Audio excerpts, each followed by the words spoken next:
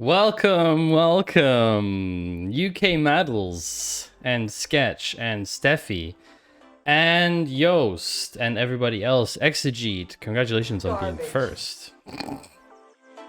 Seriously, Steffi, you can't just let me have one day where we don't call someone garbage.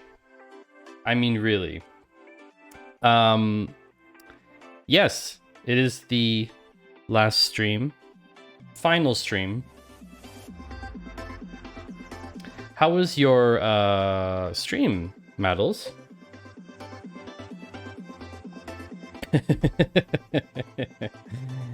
I claim to be family friendly, but have a redemption that costs 69 points. That's just strategic. It's just strategic. Delvoid, thanks for sending good vibes. Also Sketch. Hard trolling.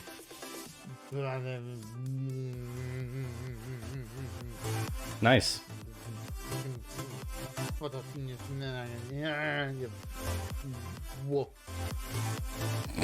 That is a very accurate clip of Maddles. Exegete was first, Rugmat, but welcome in to you, Rugmat. Good to see you. Good to see all of you. I'm eating olives in the street like some kind of weirdo. The first 3 words were enough to declare yourself a weirdo, Yoast. Yeah, Steffi, your comment about the date relates to the meme of the day. Why? Those astute of you, I hate olives. Those astute of you have noticed that the stream is called Last Stream of 2023. That's because of the meme of the day, which is going to be revealed shortly on stream.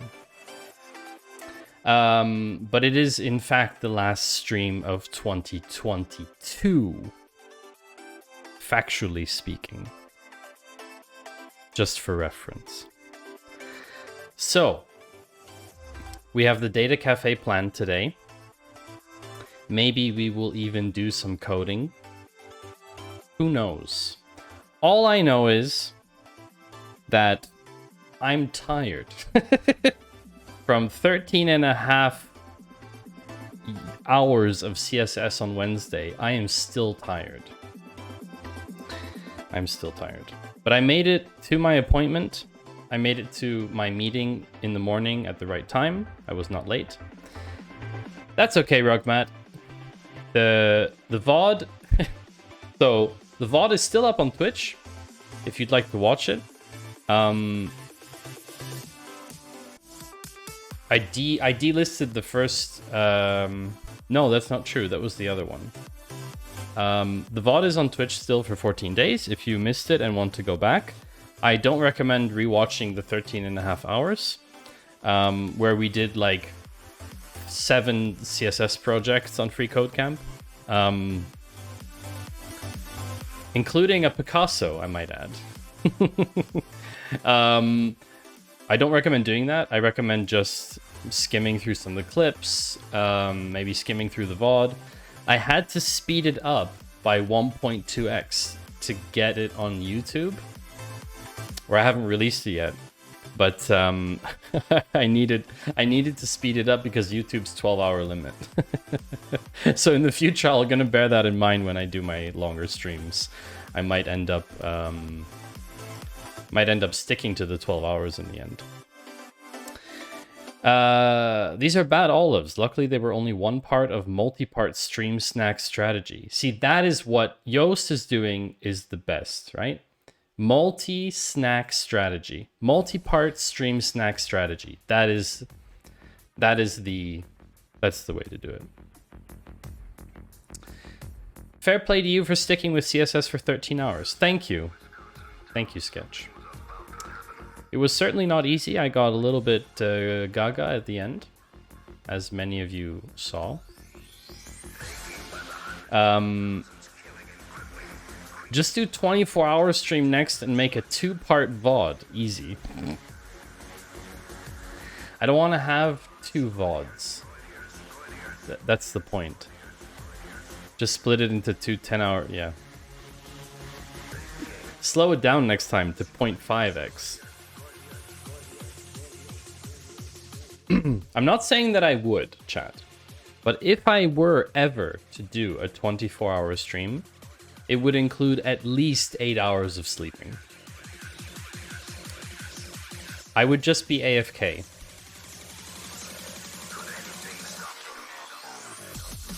And yeah, if I was going to learn Rust, that would probably be like a 160-hour stream. I'm not watching... No, you wouldn't watch me sleep. I would go sleep for 8 hours. You would not watch me sleep. I would just be away for 8 hours sleeping. I would not compromise my sleep to get a 24-hour stream done. The 24 hours would include an 8-hour sleep time. So, you know, 8 hours of bunny cam, or I don't know. It's just, yeah, 8 hours of bunny cam. Maybe there would be like an AFK type screen, you know? So you have like words on stream in one grid. You have like, yeah, like this, exactly. Exactly something like this, that looks like this. Exactly something that looks like that.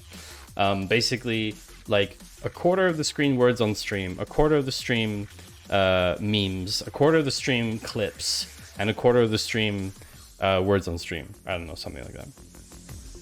Bunny cam. How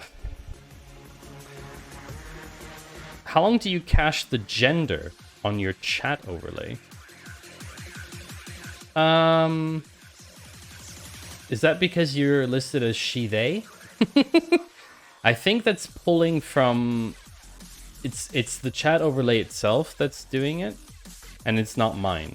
I didn't program it. I know it's still only 10 seconds, Rugmat. Oh, I actually mentioned this on Monday or on Wednesday, I forget. Rugmat, the way that I've programmed distort... the way that I've programmed distort means that I can't extend it. I would have to go in and make like 70 scene filter changes. Garbage.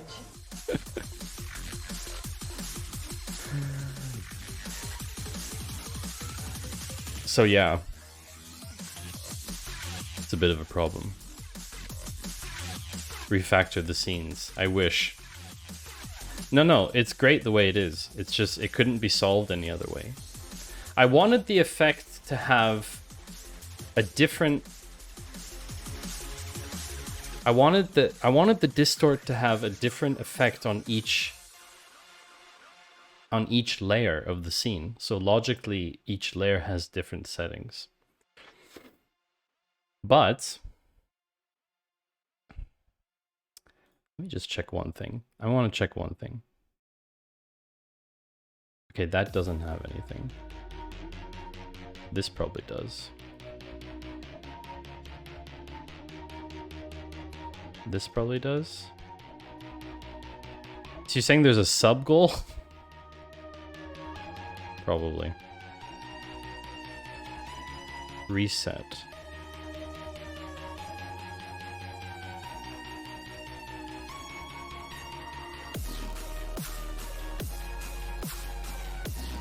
Distort pitch. Where is the timer? Yeah, it's in... Okay. It's... The end delay is configured in the actual filters themselves. So that's... Yeah.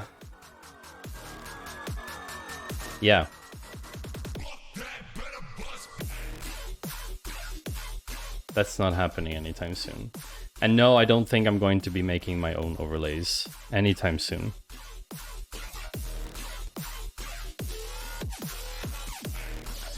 Because I don't believe in coding my own overlays. Garbage. I know tons of developers want...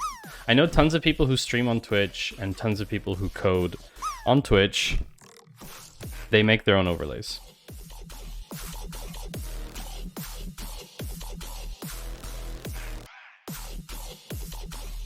But I'm not interested in doing that. I'm honestly not.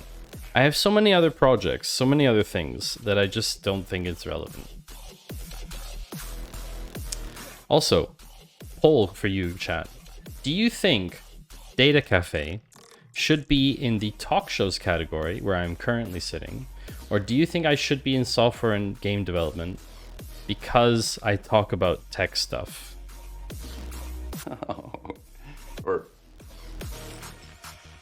Did Sketch just volunteer to do pure CSS-driven overlays? What's that smell? Failure. Can't do both categories. That's the problem.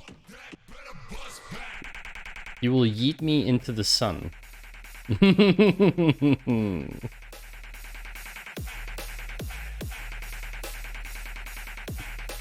Okay, Yoast says software and game dev. Switch the category automatically every minute. So what's funny is I have a Stream Deck button. I could technically do it with Atom. I could just keep switching every 5 minutes. Just to make all the third-party tracking tools go nuts of like, oh, you were 5 minutes streaming in this category, and then you were 5 minutes streaming in this category, and then you were 5 minutes streaming in this category, and then you were 5 minutes streaming in this category. Could be kind of funny. The problem is, in talk shows and thingies, no one raids into me, ever. No matter how many times I'm in there, no matter how long I'm in that category. They just seem to not rate each other. They seem to not understand anything about Twitch mechanics. So it's not as friendly. And seeing as the majority of my content is tech related, I just don't feel like it's maybe the best category for my stuff. Talks and podcasts seems more suitable for a stream where you mostly do talking. Well, so what's just chatting then? So I think what we'll do is this. As of next year, talks and podcasts will be for when I do streams with guests. But Data Cafe, we will sit in software and game dev. Just add a chatting tag. No, I have enough tags as it is. Twitch doesn't allow you to have more than 10 tags, and I've maxed them out because I have all the tags that I want. So you know what? Software and game dev it is. Back to our category where we are at home. Guess. No spoilers. It's always a possibility. There could always be guests on stream. I've had guests in the past. I've had Timo on here in the past. You know, it's happened. That command is now disabled because we don't have a guest today, Exy. But anyway, I assumed you just forgot to change tags. Tags? Anywho, so let's get ready for Data Cafe, friends. Is everybody ready? Arnie's getting ready. And let's reveal the meme of the day.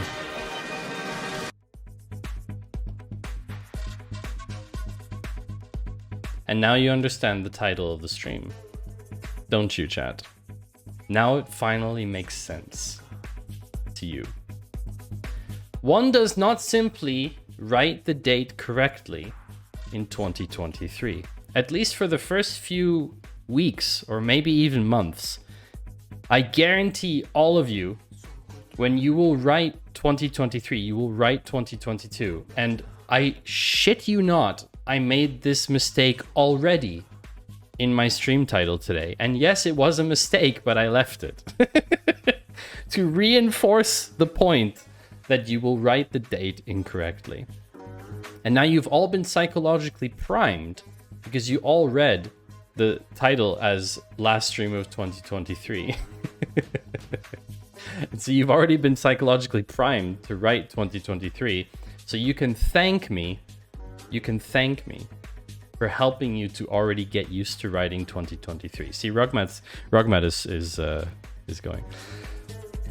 You're welcome, Canhorn. Bold of you to assume I can write. Yes, it's a bold strategy, Cotton. Let's see if it pays off. Definitely bold of me to assume. But you know what, Canhorn? I believe in you. I think you can write. Look, I can write. See? I can write. Although I don't know if that is very beautiful writing. It's certainly writing. So yes, that is the meme. I'm quite happy with it. I think it came out pretty well. This is like one of those older classic memes, right? But what we also need to do is, chat, we need to do a thumbnail. Because I always forget to do this during the stream. So yeah, we're gonna do that now. Immediately. Garbage. And as usual, chat is going to try and disrupt everything around the thumbnail. I'm certain. I'm 100% certain. No, not RGB, we're going green. We're going green. Does anyone have thumbnail suggestions for today? Yep, that's what I thought. You see? Didn't take long, did it? It did not take long at all. It didn't take long. Oh, that is... Oh, that's very bright. It's too bright. So does anyone have any suggestions? Messed up version of the thumbnail. No, but... Oh, jeez. Exegete. You know, Exegete, I wanted to add something to that command. Unfortunately, it didn't work. Maybe they're available now. No, they're not. I was looking to add something to that command to make it a bit more painful for me, and not only for you. Look questioningly at your hand, holding up 3 fingers. So like this? Oh, that's not bad, actually. We could try that. Alright, I'll take the earphone out, though. Let me see. So like 3 fingers like this. Palm towards cam. Okay. But like here.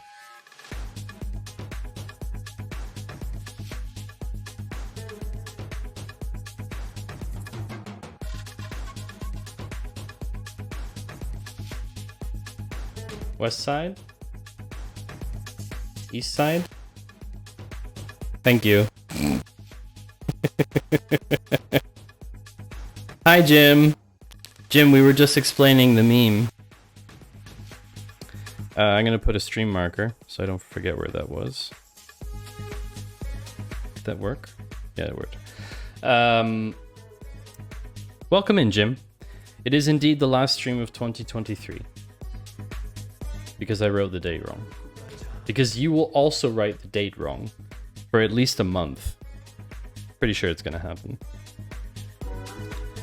What color do we want, chat? Maybe something doomed. Oh, that's a lovely color, isn't it? So, chat, should we get started with the data cafe already? Does everyone want to begin?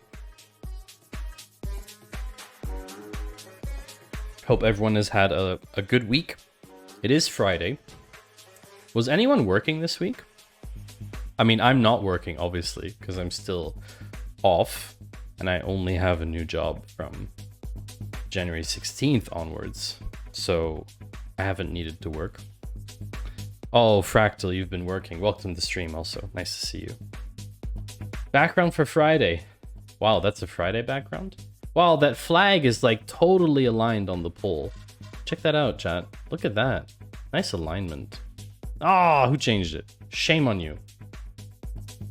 Shame. Being just Chris, I worked this week but had a half day today. Nice. That's good. Easing into the weekend. Very, very nice. What time zone are you in, Chris? Who else was working? Rugmat was not working this week. Very good. Yost was doing a little work-related coding. Canhorn was working. Jim, thank you for the congrats. You can use the new job command if you want to know a bit more details. 2023 background. Flag. Any other flag. Yeah, so exciting times. Exciting times.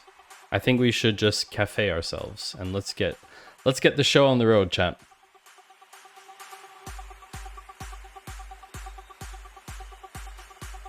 One does not simply write the date correctly. This was the meme, by the way, Jim. This is the reason. This was the reason for writing the date incorrectly. I wrote the date incorrectly in the title, but I left it deliberately. I'd already made the meme, and I realized that I had made the same mistake as I had described in my meme. So, first article. Who of you has ever used Stack Overflow? I'm expecting everybody in chat to respond now. Literally every single person in chat has to raise their hand. Congrats, Regmat, on landing. Oh, look at those answers. Oh, I've never heard of Stack Overflow. No, I've never used Stack Overflow. I don't even know what that is. What's that? I don't know what that is. Akarimon, I don't use Stack Overflow. Congrats on the job. That's your favorite food? What an interesting dish. I didn't know Stack Overflow made meals. Welcome to the stream, Akarimon. Very nice to have you here. Welcome. J. Walter, heyo, I'm not here if anyone asks. Okay, J. Walter's not here if anyone asks. Fractal rarely uses SO. Interesting. Very... Oh, wow, that's very bright. Excuse me. Why is that so bright? What? It's like I'm in light mode permanently. Although, the article is pretty light, isn't it? The stack pointer in my code sometimes overflows. Wow, Jim, that sounds like a rap. That sounds like a rap. Excuse me, can we make a rap out of this? We need to make a rap out of this, Jim. This is way too good to not rap. Make a rap out of the sentence.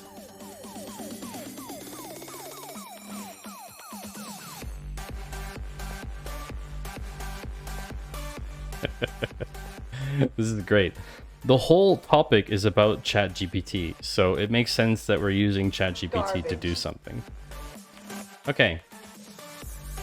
I'm coding away, trying to make my machine behave, but the stack pointer's acting up, causing me to misbehave. I try to fix it, but it won't just go. My code's in shambles and my mind's in a low. Stack pointer in my code sometimes overflows. It's driving me crazy. I just can't compose. I keep debugging, trying to find the root of the problem, but it's like a puzzle. I just can't solve them. I read through the docs trying to find a clue, but it's like a foreign language. I don't know what to do. I turn to Google, but the answers all contradict. I'm stuck in a rut. I'm feeling quite perplexed. Stack pointer in my code sometimes overflows. It's driving me crazy. I just can't compose. I keep debugging, trying to find the root of the problem, but it's like a puzzle. I just can't solve them. But I won't give up. I keep trying. I'll find a way to keep the stack pointer from sighing. I'll stay up all night if I have to. I have to conquer this code. I won't be through. The stack pointer in my code sometimes overflows, but I won't let it defeat me. I'll keep on these toes. I'll keep debugging. I'll find a way. I'll fix this code. It's just a matter of time. And hey. What the heck is hey? Time and hey?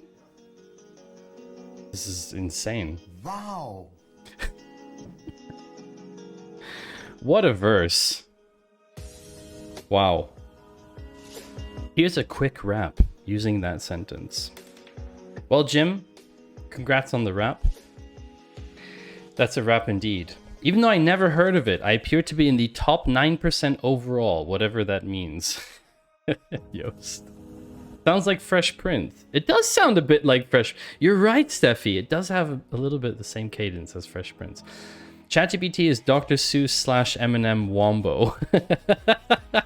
Well, anyway, basically, Stack Overflow banned ChatGPT answers because people have been using ChatGPT to flood the site with responses from the AI, which have a high rate of being incorrect, which I think is very funny. So this was like, you know, I don't know how exactly they identify something as being from ChatGPT. Like, that's what I don't understand. Right now, there isn't a signature in the text that allows them to identify text written by ChatGPT, but they're looking at adding this signature at the moment. At the moment, this ban is temporary, though, so who knows what's going to happen with it. ChatGPT simply makes it too easy for users to generate responses and flood the site with answers that seem correct at first glance, but are often wrong on close examination. Blah, blah, blah. Look like they might be good answers. Very easy to produce. Blah, blah, blah, blah, blah. If a user is believed to have used ChatGPT after this temporary policy is posted, sanctions will be imposed to prevent users from continuing to post such content. But how do they identify? That's the question. How do they identify? By the way, did someone clip the wrap? Do I have to go back and clip it?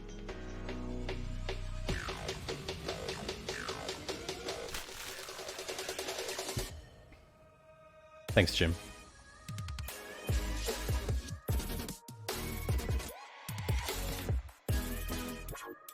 My lips are dry today.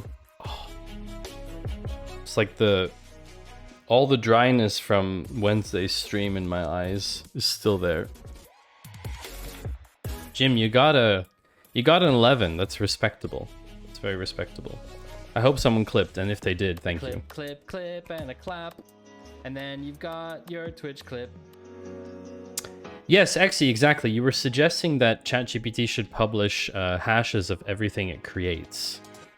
The problem is, of course, when you create something like this, right? What is about this sentence? What happens if someone uses this sentence? But it's like a foreign language, I don't know what to do. What if someone uses that sentence somewhere else? You couldn't possibly prove that it comes from ChatGPT. That's the problem. Blah, blah, blah.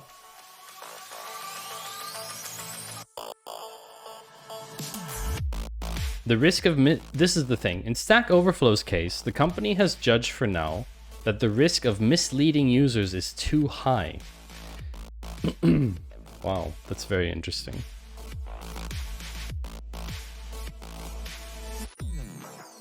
Wouldn't suggest a ban based on a single sentence, ban on a percentage of total input. Yeah, I agree. I agree, that's probably the best strategy. Responses to Stack Overflow's policy. What do you all think about this policy, by the way? Do you think that this is a good idea that they banned it? Do you think that it's reasonable that they banned responses from that? On the server side, you will have nodes created by the neural nets associated with ChatGPT filters, but no clue how a third party could discern this. Yeah, they are looking to modify the output that it contains some kind of discernible token, but I don't know exactly how they plan to do that. You can embed information within text, but I guess people could also strip that out in theory. Broadly supportive, with users adding the caveat that it may be difficult for Stack Overflow's mods to identify AI-generated answers in the first place. Many users have recounted their own experiences using the bot, with one individual in Hacker News saying they found that its answers to queries about coding problems were more often wrong than right. The scary part was just how confidently incorrect it was.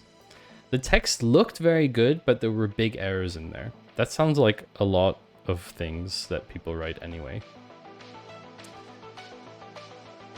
This is interesting.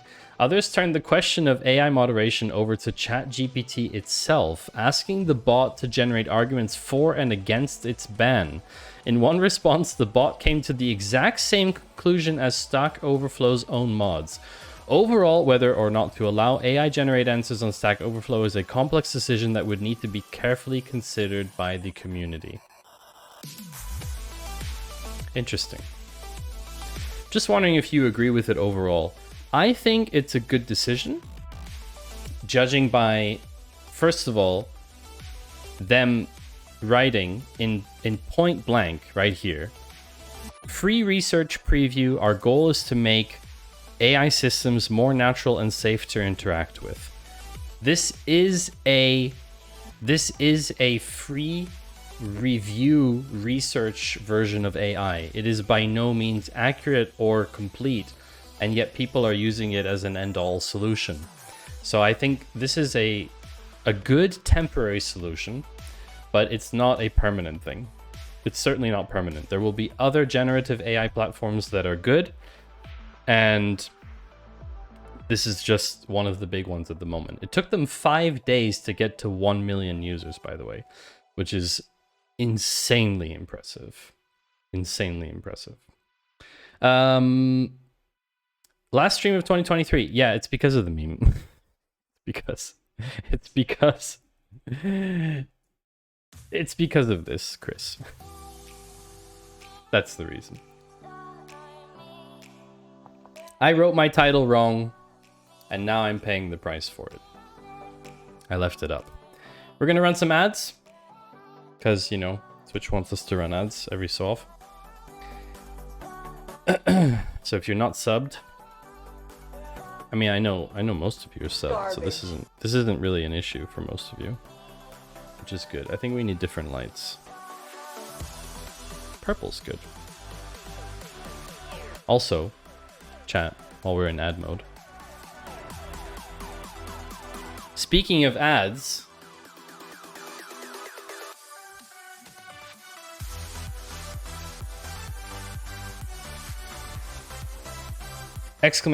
!merch if you would like to have one of these beautiful shirts. Shilling Salma's merch again. That's right, if you would like to have merch, you can go to !merch. Hey, it makes sense that you don't get ads, right, from Twitch because you're subbed, but then you get my ads.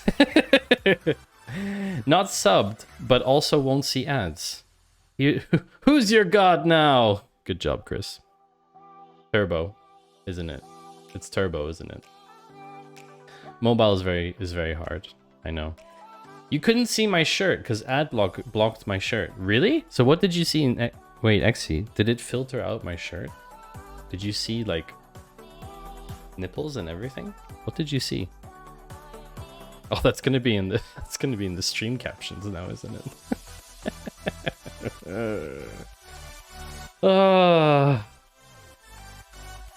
Welcome back to those of you who had ads. Don't worry, I gave everyone who was subscribed also an ad. So don't worry. Oh, I know, Steffi, I know. But the thing is, male nipples are fine. Female ones are not. Select star from captions where content like nipples. Well, that'll be at least 3 entries now, because I've said it 3 times. I think I've said nipples before. Oh, that's 4. Yep, exactly. It's just the female ones that are not allowed. Talk about discrimination, right? So, next topic, chat. But for this, I need to clear my LinkedIn notifications. Steffi's creating my OnlyFans right now. Lovely. Looking forward to it. Yeah, so... in case anyone still has doubts about the cost of bad data, this post was illuminating for me. This post was illuminating for me, and I tried to fact check it as much as possible. There are a few news articles reporting this, so I think it is true, but I can't be certain whether it's true or not. Just, I'm prefacing that because I don't know. But in case anyone is wondering about how bad data can affect things, I want to show you an example of how bad data can go really wrong. The city of Seattle is being sued for $10 million in a wrongful death lawsuit from the family of a man who died of a heart attack who was not treated by 911 responders in time. Basically, the gist of it is the responders couldn't enter the man's apartment building because the apartment building was on a list of addresses where responders can't enter without police escort. And the reason that that building was on the list was because a previous tenant had been, categorized as violent and dangerous, but that tenant didn't live there anymore. So the building should have been removed. That's the bad data part. The building should have been removed from that list, and it wasn't. So basically, the 911 responders didn't enter the building, and the man died of a heart attack. And the argument that's being made is, if the building had not been on that list, the responders could have entered and could have saved his life. And I think that's bad. Honestly, I think that's bad. It's really bad. I understand, this part here. A previous tenant had been categorized as being violent and dangerous, but you're punishing the entire building for that. I mean, I understand, first responders need to be protected too, but it's like saying, oh, there was a crime committed in this area, so don't ever go there, you know? You're taking one data point and then you're applying it to like a bigger segment. So I really don't agree with that basis to begin with. But on top of that, they obviously don't really keep their records up to date. So no, they basically don't practice good data hygiene. Do a GitHub search for nipple.js. Oh, isn't that like the thing in the middle of the laptop that IBMs have? Especially the little red thing.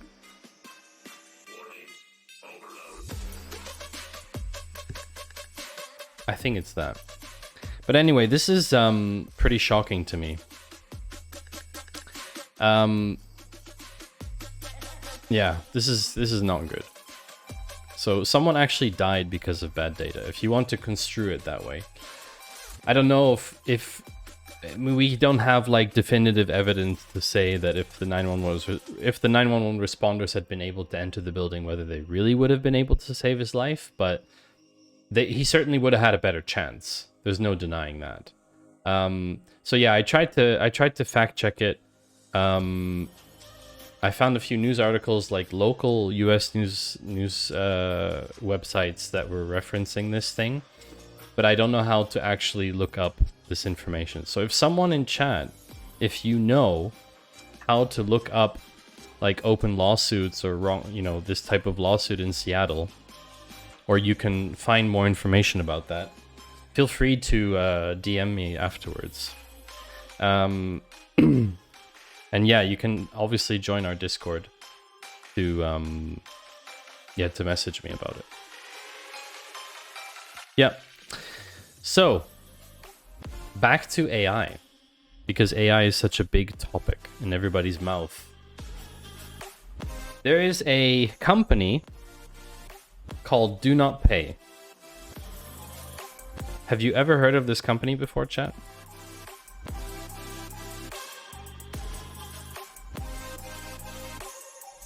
I had not heard of this company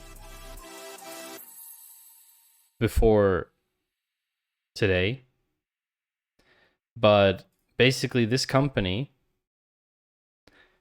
is a robot lawyer.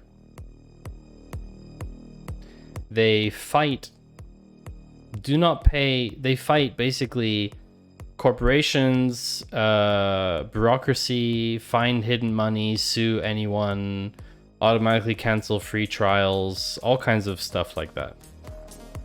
Basically give the rights back to the consumer, kind of thing. So I think it's kind of interesting, except for the sue anyone thing. That's obviously very typically American. Oh, you broke my glasses, I'm gonna sue you. Okay. So their latest tool is it can have a back and forth conversation with a company's live chat system or email, which I think is such... I'll tell you where I think this is going after we read the article. Exactly, XG. The US is a very litigious country. Do Not Pay, the company that bills itself as the world's first robot lawyer, is launching a new AI-powered chatbot that can help you negotiate bills and cancel subscriptions without having to deal with customer service. Thank you, Jim, for giving me the rights to that. Funnily enough, I have the rights to it. Oh no, wait, I created it with a prompt that you wrote. Very interesting. Don't sue me, please. Okay. So this is there's been a demo on Twitter by the CEO, notably. But basically the chatbot gets a discount on a internet bill from Comcast, because it connects with the representative and then it just basically keeps asking for a better rate until it gets one. The chatbot cites problems with the services and threatens to take legal action. And so the representative says, oh, okay, I'll take 10 bucks off your monthly bill. So basically, they're already using the stuff that they have, right? They have all these templates with like file complaints, cancel subscriptions, all that stuff. So now they're basically just making that into a chatbot form. They even have this thing that can highlight parts of a terms of service agreement that are most important, which is kind of cool. Helps customers shield their photos from facial recognition searches. Ooh, that could be relevant. We talked about facial recognition search last time. Anti-facial recognition filters. What the heck? Photo Ninja.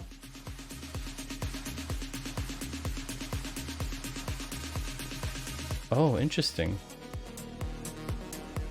What?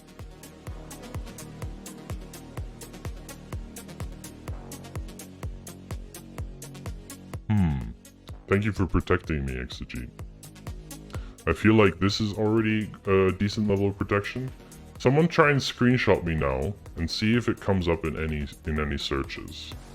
I could try it. I'll try it. Let's see if it comes up.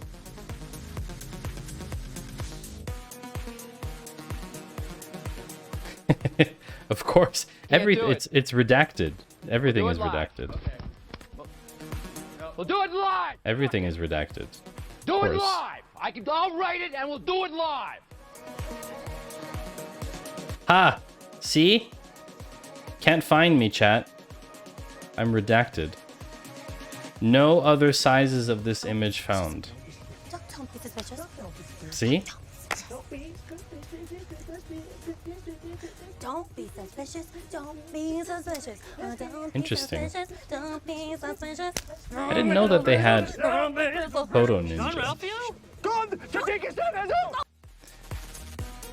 Try it now. No.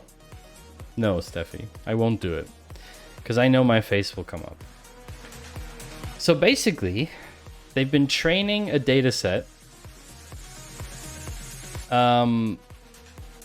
to be able to be a chatbot. That's what they've done. We've trained this AI to be like a robot lawyer for consumers, and I imagine the disputes that we can handle have gone up significantly because we can handle cases where you can respond rather than just sending one template. This is kind of cool.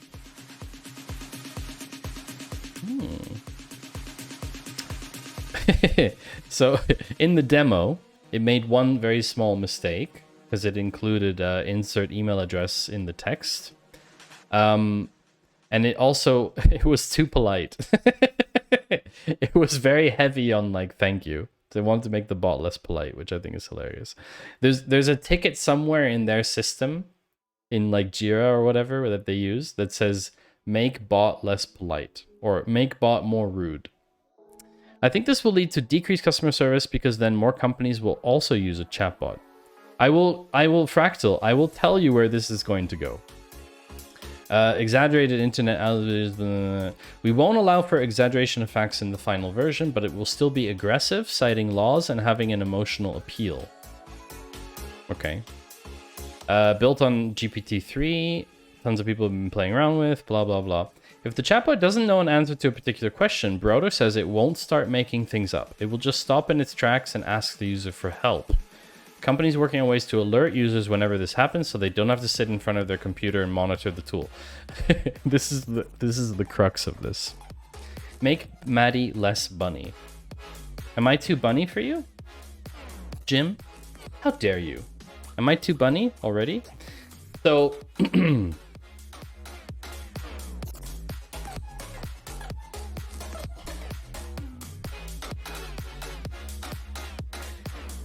Two things, chat. First of all, you need to sit at the moment, the way that this tool works, you need to sit in front of your computer when you use it.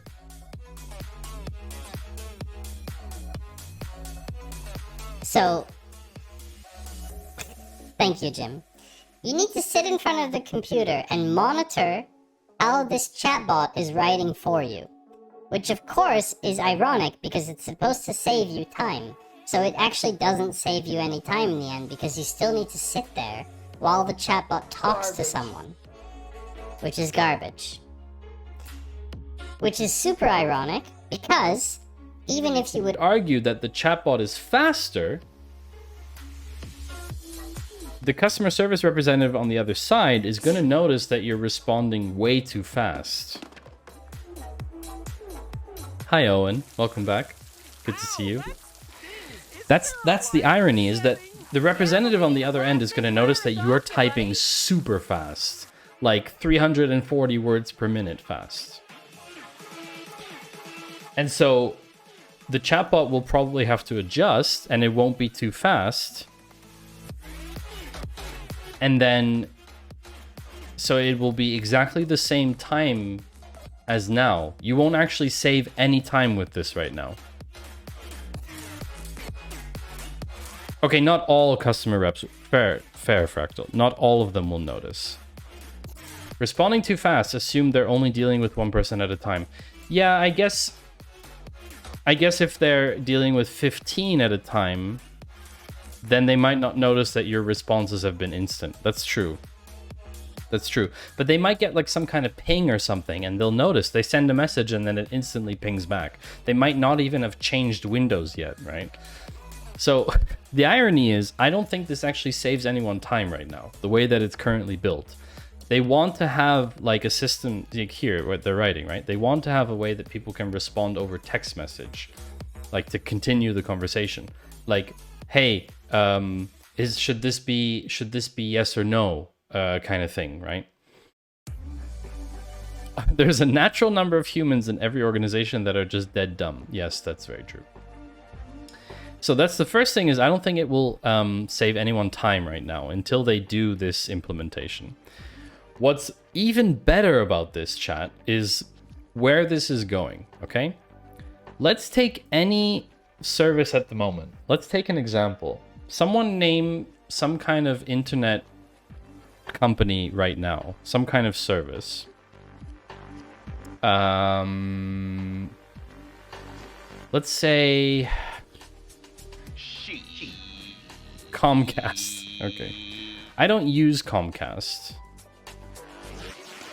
Okay. Comcast customer. Oh no, that's the one from that's the one they used in their example. That's the one they used in their example. Maybe we can have a different one. Here, okay. Xfinity Assistant, chat with us, okay? Oh, it opens a separate window. Seriously? Okay. Blockbuster? Netflix. Okay, let's try. Netflix is going to redirect me. Hold on. Because I'm logged in this account.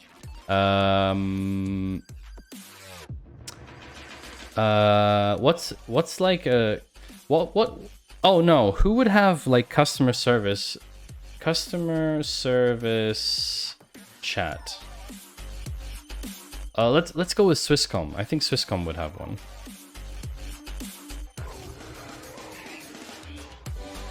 I'm not a Swisscom customer. So let's say, I don't know, disturbances. Internet. Chat with us. Okay, this one's currently closed. But I'll tell you where this is going for me, okay? Where this is going is, all of these companies, these big ones, they know that people are starting to use automation to fight their chatbots, right? Now the thing is, a lot of them already use chatbots. So what's going to happen is it's going to be a battle of the bots. Basically, this not in this case, but I don't know, like I don't know, customer service chat. Let's see what comes up.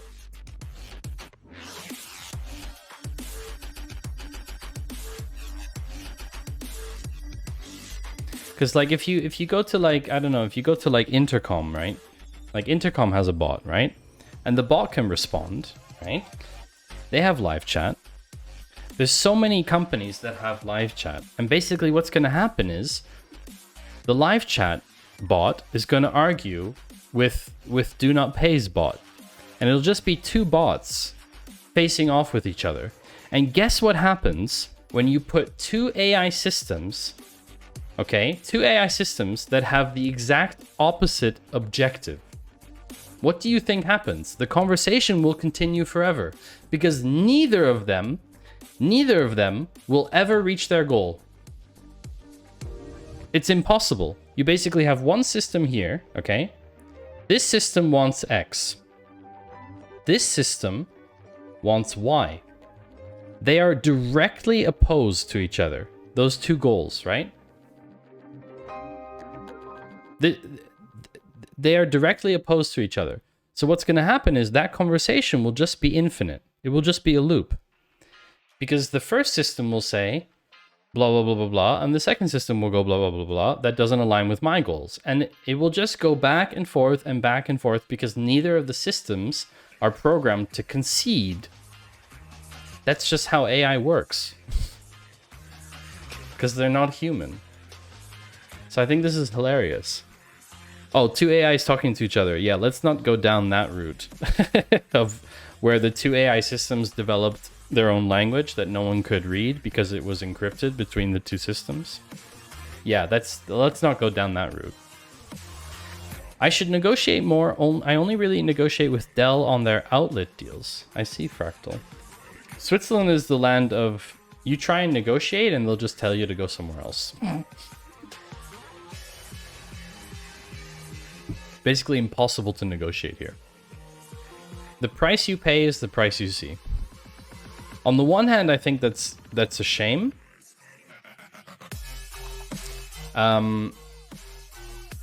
It's a shame because on the one hand, you know, you can't get a deal, but on the other hand, it's also kind of fair because you know everyone's paying that price. Yeah, I don't know. Also, welcome in TD. I don't think I said hello to you earlier. You wrote in chat though, didn't you? What on earth have I walked into at 9:26? I don't know what you walked into at that point. Negotiation doesn't really exist in the US either. CSRs have a script. Yes, I understand that too. But basically two AIs having a back and forth conversation, it's an infinite conversation waiting to happen. Which I think is pretty funny, to be honest. So yeah, I don't know if anyone in the US, if any one of you is in the US, could you try and sign up to this? It will be open for testing in the next 2 weeks. This was published December 13th.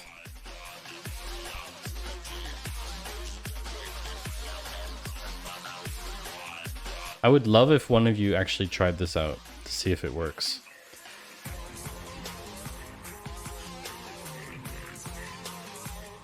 Wow, they do a lot of stuff. Ooh, Freedom of Information Act? Really? You can do FIA requests through this thing? Wow, this is kind of impressive. This is kind of impressive. It's funny, this only goes down to L. I still remember how hopeless I felt as I held out a handful of the many, many coins you have in CH as the shopkeeper picked out the right number. Yes, yes. The coins. The coins are... The coins here, yes. They're all silver. Except one. Why? You know why cowboys get the right answer in class? Why cowboys never get the right answer in math class? Yeehaw? Because they are always rounding up.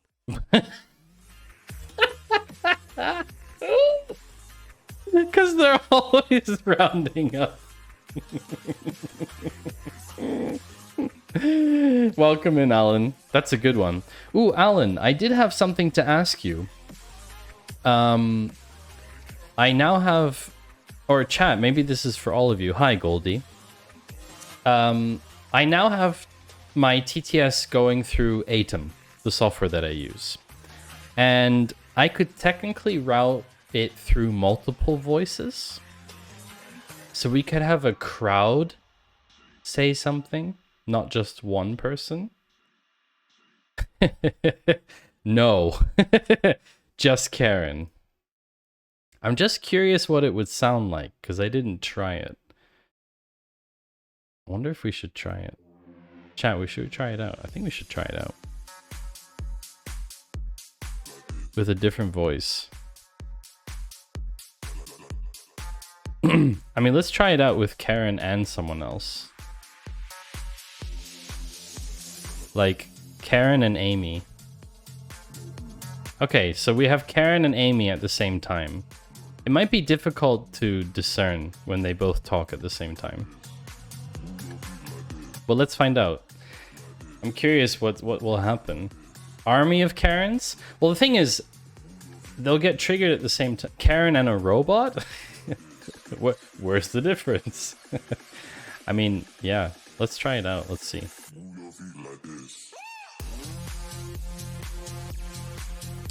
I'll do it, Alan. Don't worry. I will fund this for you. Let me just get out my thing. Okay, here we go. Let's see what happens. The stack pointer in my code sometimes overflows.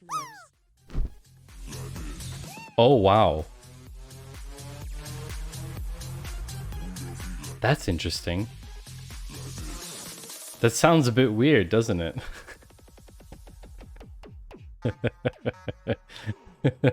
It could be funny. It could be funny for a single word, like hooray. But I think, oh, Jim, 97-19, that was very close. It could be funny for like hooray or something, but I think otherwise it's a bit nuts. Okay, I'm glad we tried it, chat. I will make a marker for that. I want to clip that later. I want to see what it sounds like. All right, so well, yeah, everyone should drop now. Look at how close Jim got. Maybe you can get close. It's worth a try. No. Nope. Let me see if I can get close. Yeah, if anyone's in the US and you want to try this out, I'd be really curious to hear your experiences with it. I don't know how much it costs, to be fair. But maybe they take a percentage of what they get.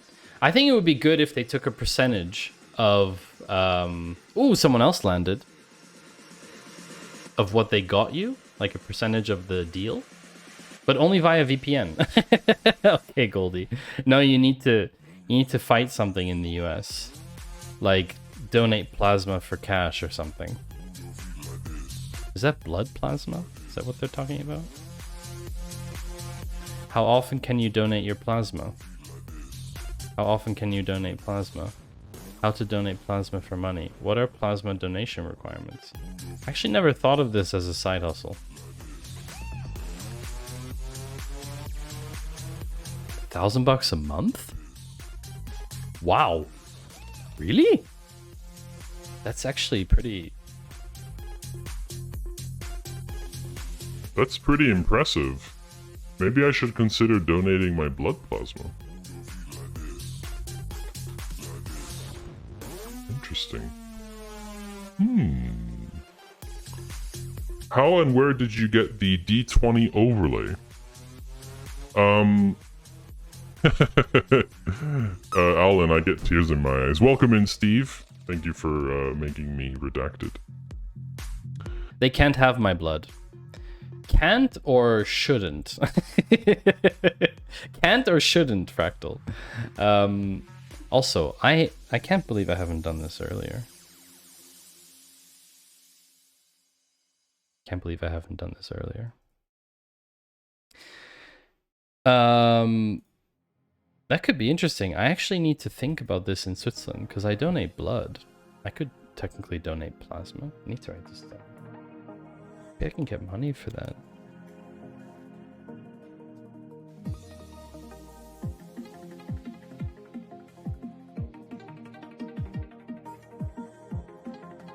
I don't know, chat. Could be a side hustle. I mean, side hustle, you just lie there. But yeah. Fractal, I changed something about your user that I had forgotten to do for a long time. And I apologize for that. So you asked about the D20, Jim. The D20 is a overlay service. Well, overlay service, I should say. It's, give me a second. It's from...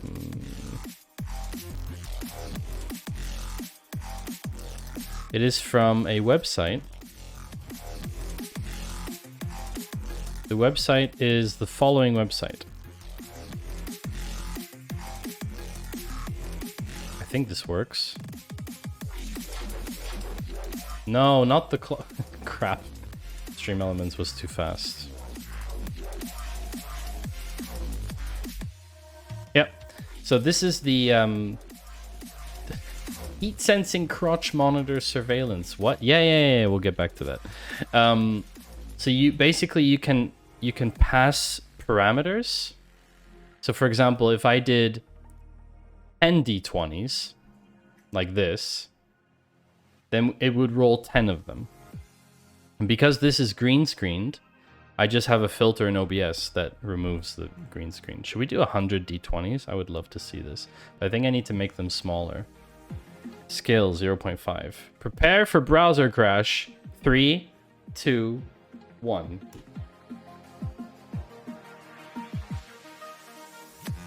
Oh no. Oh boy.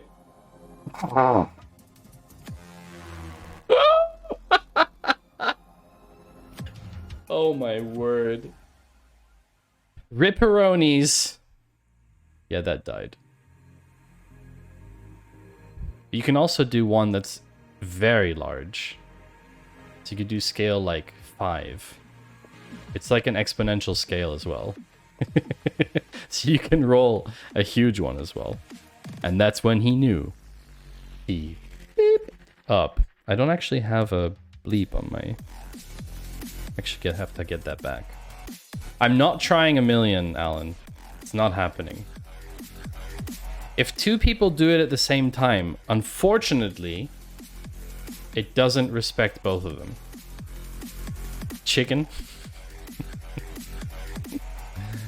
I walk away for a moment and Maddie is green and there are a million nerd dice. Yeah.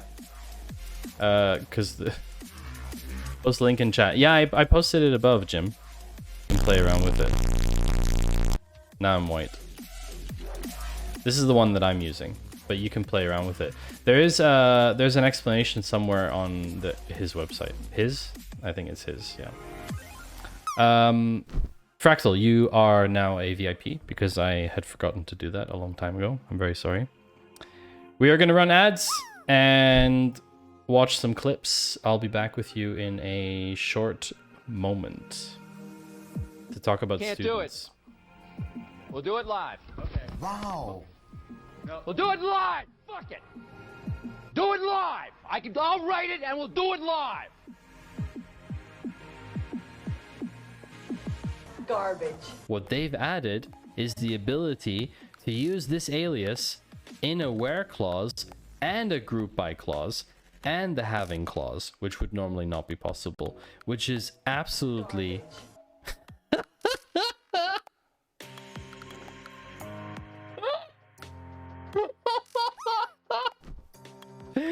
Great. But I will send you a package in the post. If no matter where you live, if you hit 100 in the drop game on my channel, and someone can clip this for the record so that everyone knows. And one of the things I will show and share with you now, one of the things, and surströmming would have to come from Jay Walter, that is correct, Steffi. 4x, it's Switzerland, not Sweden, you know that. I will share one of the things in the package because it is a unique item that a lot of you probably don't have. It is from TwitchCon in the US.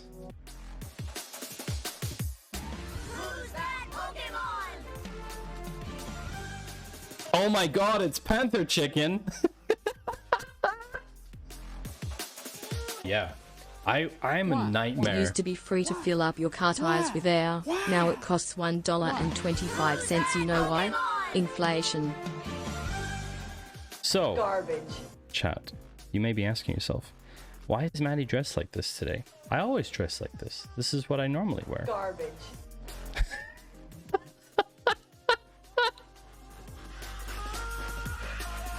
Well, everybody's heard about the router. Router. Router's the word. Well, a router. Router is the word. Well, a router. Well, a router is the word.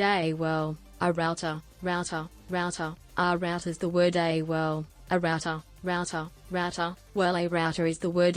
Well, a router. Router is the word. Well, don't you know about the router? Well, everybody knows that the router is the word. Unfortunately, a lot of people focus a lot on the aesthetics of the stream. Go watch any of the top 20 streamers. Their overlays are absolute garbage. XQC doesn't even have overlays. It's like side-facing webcam. I mean, come on. It's because they command an audience in their own way, right? They are emitting something that is interesting for certain audiences. So it isn't about the wrapping, if you want to take a present analogy, because it's Christmas time. Garbage. So it's not about the wrapping, it's about what's inside the box. And today is a gift, that's why it's called the present. That was so corny, chat. Today is a gift, that's why it's called the present. It was also a very long clip. So yeah. Yes, very fancy, Fractal. Very fancy. Chicken seems a bit undercooked. What chicken are you talking about? What chicken? Oh, the chicken in the background. Oh, I see. Good afternoon, Faffinaboot. Steve did a chicken in the background. You did a chicken. You did a panther chicken. Oh, that's raw. That is raw. Well, that's too short. That's too short, isn't it? That's way too short. I gotta go longer on that. I just added the beeps on the break. I think we need 2 seconds. So I can say something like, that is properly... Yeah, exactly. And then I have one that's even longer than that. And then I have one that's a little bit like, yeah, that's the whole point. Okay. Good. Very good. So, chat.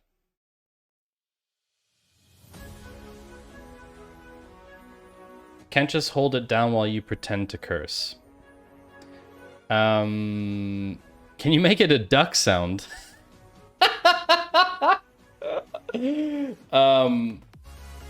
Alan, I could technically make it a I could make it a duck sound. No, I don't have a press to hold sound.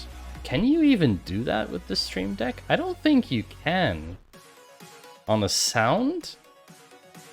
Can you do that? I don't know if that's possible. No cursing. Oh wow, that's an actual curse word on there. Did you... Chat, I'm sorry. Toggle start stop, but that would be a little weird. Yeah. Let me go for, hold on, sound. Oh, failure.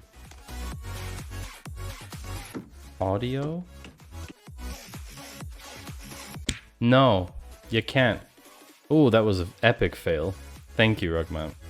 It was indeed an epic failure. You'd have to do some kind of toggle button and loop a sound source on OBS or yeah, it's super janky. It's super janky. It's super janky.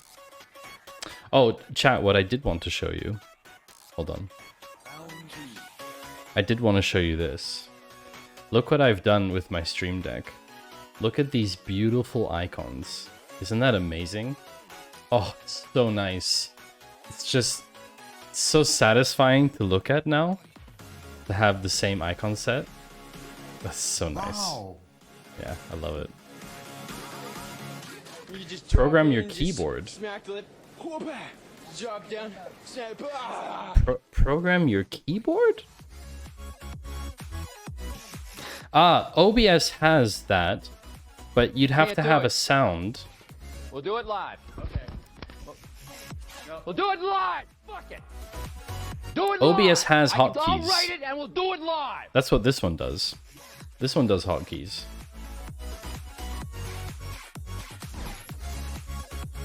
So I could do here hotkey. What's it called? Just hotkey. So hold on a second. So if I had a hotkey, click to assign. I don't know, like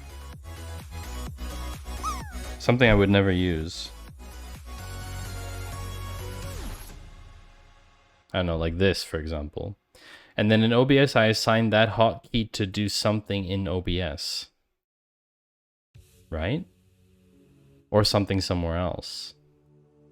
Maybe. I guess. I don't know, chat.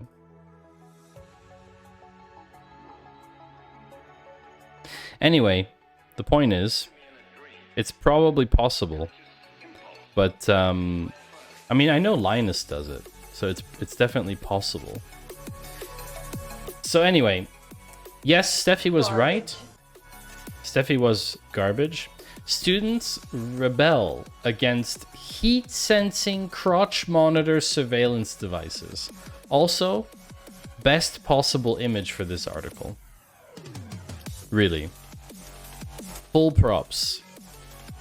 Linus pays someone to sit there figuring these things out all day. That's true.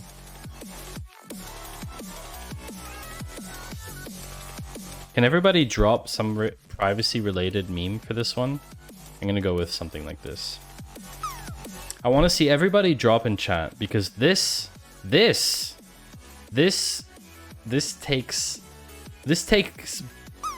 I'm gonna say balls to do.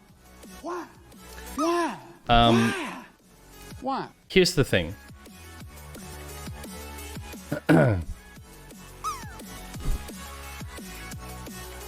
Northeastern University. The devices in question were part of an occupancy monitoring system. Okay?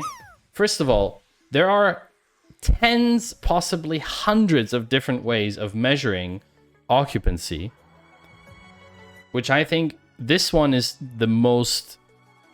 This is a very poor choice of measurement system. Never mind the privacy part. This basically points a camera... Exceldro, welcome to the stream and congratulations on the 3858 landing. If anyone doesn't know, Exceldro is like the legend of OBS plugins. What was it, Exceldro? You had like 4 out of 5 plugins in the top ranked plugins of OBS in 2022, I think it was. It's very impressive. Very impressive. And Exceldro is now working for Atom, the software that I use to automate most of my stream. Of course it is Northeastern. I'm convinced they are more evil than most. They have sucked so many tax dollars out of my community. Oh, wow. Okay. So here's the thing. They installed a series of heat sensors under desks aimed roughly at crotch height, intended to detect when a human or other suitably warm object was sitting at a desk. Why not just use a weight sensor underneath the chair? Really? If you wanted to measure occupancy, then just have a weight sensor on the chair. You didn't need a fancy heat sensor under the desk. Anyway, the point is, The sensors were installed overnight without notifying affected students, without their consent. I'm going to put a cup of coffee on each seat and see how well the system handles it. Exactly. So this happened in the best part that they could have installed it in of the entire university, the interdisciplinary science and engineering complex, which holds none other than the Cybersecurity and Privacy Institute. So basically, there was hardware that was installed overnight in the university of students studying cybersecurity and privacy. So of course they noticed it. Like, of course they noticed it the next day. How would they not notice it? There's this sensor pointed at their crotch under the desk. Anyway. Oh, we thought it was cybersecurity and private. Just terrible. So anyway, they were also rather perturbed to learn that they were suddenly being surveilled. The matter was taken up with university administration, which indicated the sensors were to be used for a study on desk utilization. Following blah blah blah, they did little to, you know, assuage their concerns around the new technology. Is that a crotch tracker? Low waste declutter challenge. Okay, it could be construed that way. So anyway, the sudden surprise arrival was not obviously very, very good. The university hadn't gone through the ethics committee to get approval for the study, and so. Oh, actually, they said that it didn't need ethics approval because it only tracked heat rather than the humans themselves. So anyway, all of these explanations were obviously not sufficient. I like this tweet. This tweet here summarizes it the best. For now, the sensors have found a new home as a public art piece on the floor of the lobby. In the spirit of ISEC, this is an interdisciplinary work with contributions from surveilled graduate students in a myriad of departments. They took off the sensors and made some kind of mural in the lobby of the university. They were removed en masse and assembled into a no sign in the lobby. Others were hacked by researchers or simply discarded. The student base shortly submitted an open letter asking for the sensors to be removed permanently. Further questions were raised over the necessity of the sensors, given the university could already monitor usage of the facilities via a swipe card access control system. Eventually, they won. The sensors were removed. The university relented.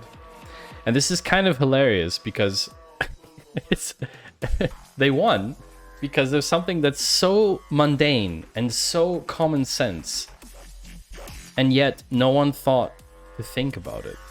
It's such a weird thing, but obviously when you're presented with the facts, it's like, oh yeah, this actually could be really bad for privacy. So yeah. Yes, there was another story, and this is true. It's not the first time, actually, that there's been desk occupancy stuff. In 2016, the Daily Telegraph installed sensors to survey journalists.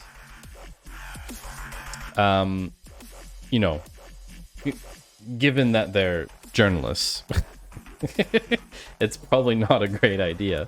Like, think about your target audience for a second. Like, you're doing this with like a children's school. The kids are probably not going to find it right away. When they do, they'll definitely destroy it. That's a given.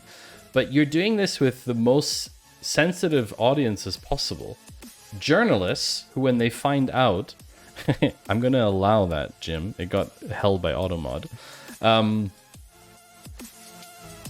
You're doing this with journalists who, when they find out about this, are going to be outraged because they didn't have a say in it.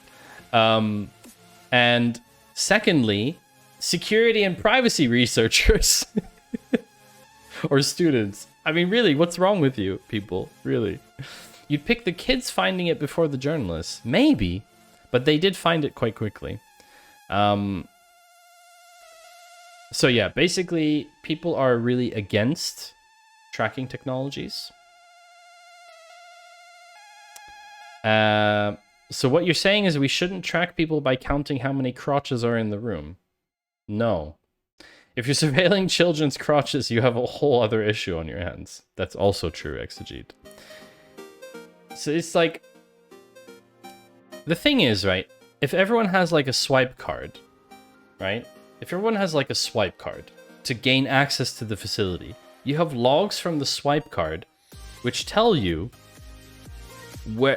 how the facilities are being used. It's just data, right? It's just data. There isn't like a specific thing of where the person is sitting, but somehow there's something very perverse and offensive about an under desk sensor. Oh, you thought it was a carrot? It's good. It's a carrot, actually. There's something just really perverse and somehow offensive about an under desk sensor. Like the idea of having a sensor here under my desk is truly, yeah, that's very disconcerting. Because your crotch is pretty sensitive, you know? Like, that's like a sensitive area. So this is the last place you want something like pointed at you. Connected to Twitch overlays. No, we're not connecting anything crotch related to Twitch overlays. Have you checked to see if one's there? Yes, I have. I have. So yeah. Anyway. Cautionary tale. The Good Vibes Redemption does not power any hardware devices in my room. I want to make that very clear. You should clip this as well, so it's said for eternity, so everybody knows. Also, we're only at 881 follows. Can we get to 888 follows to make it like a super nice number? 7 more follows today. Do we think that's possible? Before the year changes? Anyone in chat now, if you haven't followed yet, drop a follow. Don't unfollow. Don't do it. I know you're thinking about it. Chat, no. No. Chat, no. Don't do it. I know you're thinking about it. But yeah, it would be cool to get to like... If you unfollow and follow again, does it help? No, it's total number, Steve. No, it doesn't help. Okay, chat. You're still against the bot army. Yes, Alan. I don't need fake follows. I need real humans. Real human followers. Not following again counts twice. Steffi, can you not spread misinformation in chat, please?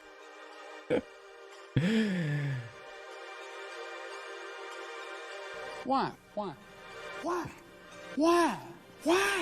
Because I'll time you out. It's no longer... You don't have a perfect timeout record anymore. So, you know... I could time you out. It wouldn't matter. How about that? Is that a good reason?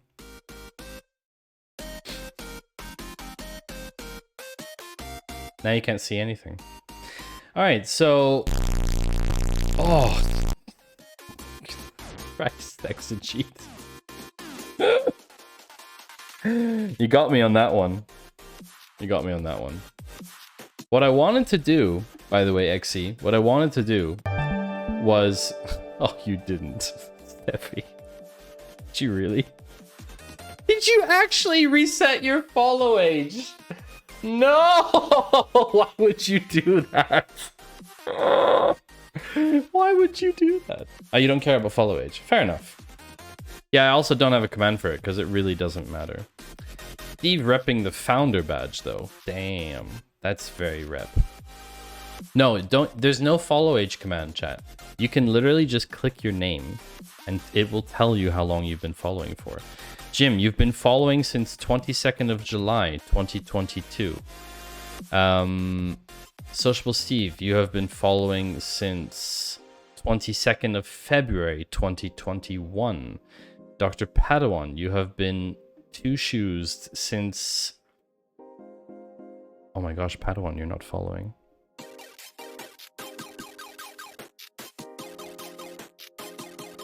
Dr. Padawan, you've been outed now. Why? Why? Why? Why? Why? Remember, if you like the stream, hit the like button. If you don't like the stream, hit that button thrice to tell us why. I don't follow anybody. I'm faved all of you. Favorited? Oh, bookmarked. That's fine, Padawan. You don't have to follow. You keep coming back, so it obviously works for you. Most people tend to follow, though. So anyway, what I wanted to do was... Sorry, I broke there for a second. Let me just reset something. There we go. What I wanted to do is give myself a flashbang on 90 million lumens using the 2 Elgato lights that I now have, because they're Wi-Fi connected, right? So I thought to use Atom for that, and I could not get the lights connected. No matter what I did, I could not get them connected. So honestly, I'm gonna have to try it some other time. I'm gonna have to like look into it a lot more deeply about why it's not working. Because I mean, I've had the lights for weeks and they work just fine. I can control them with Stream Deck, I can control them through my computer. So yeah, I don't know. No idea. No idea. No idea. Anyway. Fraxel, you were saying that Netflix is evil, right? Who else thinks that Netflix is evil? Because this article is going to polarize a little bit. How the hell is Netflix evil? I don't know. Fractal was saying that Netflix is evil. But this is very interesting. Okay? Normally, when you advertise somewhere, vote yes is evil. You could also get a bunch of old camera flashes and trigger those if you really want the light hitting your face. I have a camera flash. Let's put it this way. Netflix has gotten lots of mixed press over the years, okay? I mean, they put Blockbuster out of business. They sell a lot of data, anti-competitive behavior, treat workers badly. Ooh, that's the first one I've heard about that one, Fractal. For sure, they're a big corporation. Now, this title is going to divide you, the chat. Normally, as an advertiser, you pay money to advertise somewhere. That's it. You pay the money, it's gone. Netflix has let advertisers take their money back if they didn't hit their viewership target. This is extremely rare, if not completely unique, for such a big platform. I've never, in 10 years of working in data analytics, I have not once heard of a platform, an advertising platform, where you could pay to advertise, letting you be refunded for missing viewership targets or any kind of target that you had. This is incredible. So basically, yeah, no, this is absolutely shocking. They brought this ad-supported tier to market because they wanted to lower subscription costs, right? But yeah, this is a new tier, Dr. Padawan. They've been having issues with subscription churn for a long time. They've been having a lot of churn on the platform because of the high prices. They've raised prices over the years, and so they introduced a ad-supported tier, but it hasn't been going very well. It hasn't been going very well. Wow, that's a lot of money on the screen right now. And so basically, because they're falling short, they made guarantees to advertisers to take their money back. But here's the kicker. The ads haven't run yet. So this isn't the case of ads that have run and they didn't hit targets. This is, they've paid chunks of money to run ads and a portion of those ads, so let's do the drawing, okay? This is what they've paid for, okay? They've paid all this money, but they haven't run these ads yet. And Netflix is refunding these ones. This is what they're talking about here, which I think is pretty cool, because it's kind of like a contract that they haven't been able to fulfill in a way. You killed your subscription. The price was insane for the content it has. We use Netflix quite intensively, and I share it with my brother because we're so close geographically. Don't tell anyone I said that. So we have a pro account, but it is very expensive. Yes, it is expensive. It's just way cheaper than going to the cinema. That's the thing. Cinema here is a good 20 to 25 francs to go to the cinema. So basically there's been a shortfall of, you know, the advertising platforms. And yeah, so if they only delivered to a portion of the audience, then they give the money back. So they structured the ad deals on this so-called pay on delivery. So they only pay for viewers they actually reached, and Netflix would release any unspent ad dollars at the end of the quarter. It's kind of unique, really. It's super cool. And this contrasts with the traditional TV ad commitment that TV networks keeping committed ad dollars on the books and owing advertisers so-called make goods, like future ad inventory, to satisfy the viewership requirements. So basically, if they had extra money, the advertisers wouldn't get any cash back. It would be just, you know, it would be kind of like accrued on an account. 30 Canadian for a cinema. Wow, really? That's expensive. Netflix is killing account sharing in 2023. Yes, they are, if they can detect it, Steffi. I'm quite certain that in our case, it's not going to be possible. We'll see.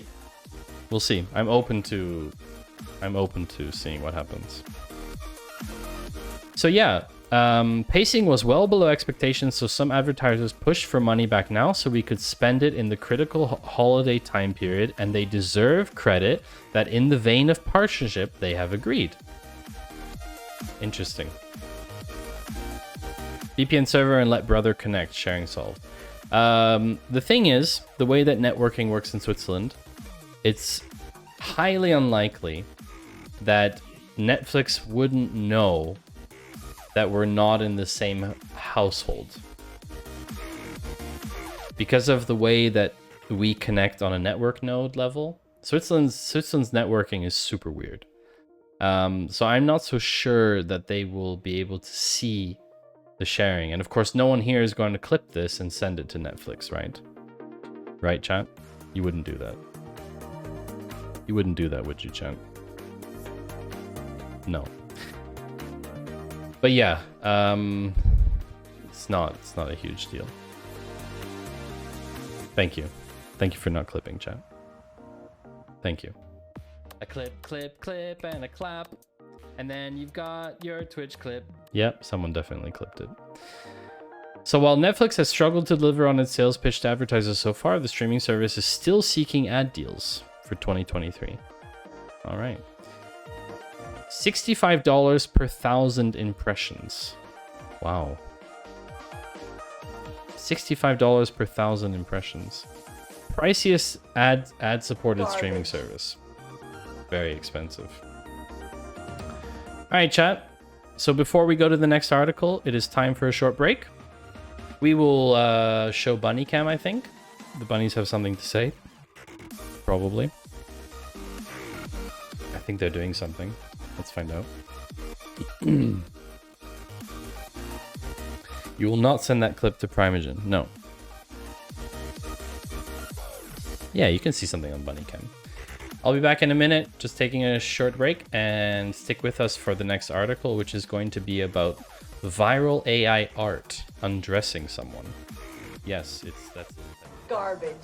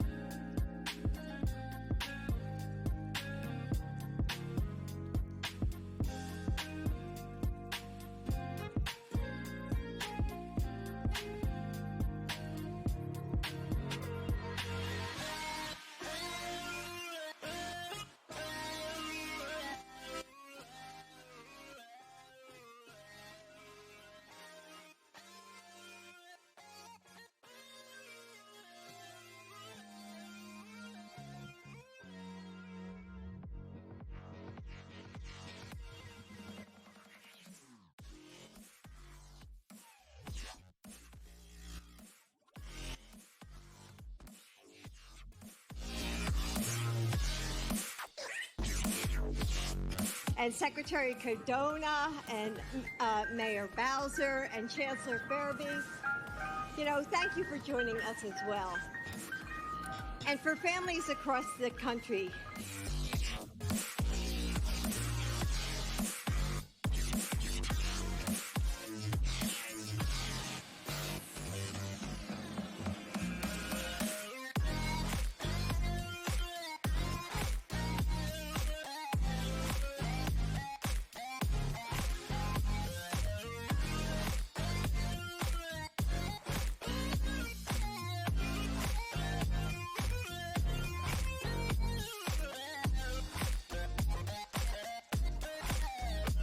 Hi chat. Oh, I should change my chair. Ads are meh. My TV, when you recorded a TV show, will not let you fast forward during ads. It's really stupid. Oh, that's terrible, Padawan. I enjoy that these bunnies have the same carpet I had as a kid. Yeah. That's a classic kids carpet, right? I have some delicious candy. From Poland that my partner brought back for me. They're like soft caramel. Mmm. Absolutely amazing. So good.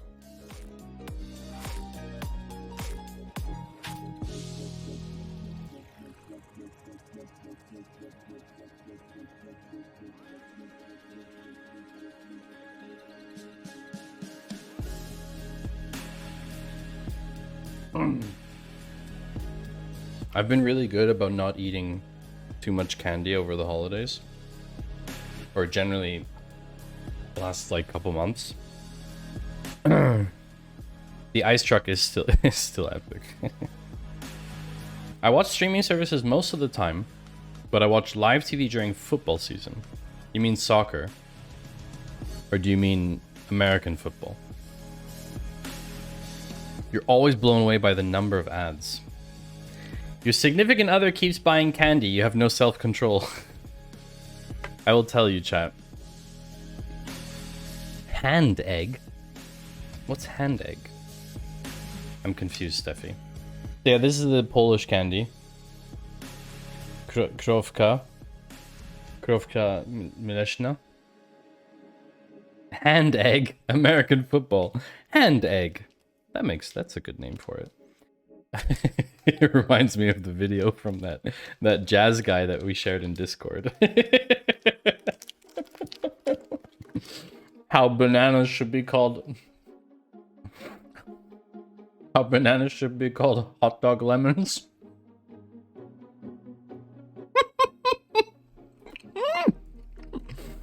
Join our Discord if you want to see in chit chat what we were talking about. Should t-shirt saying?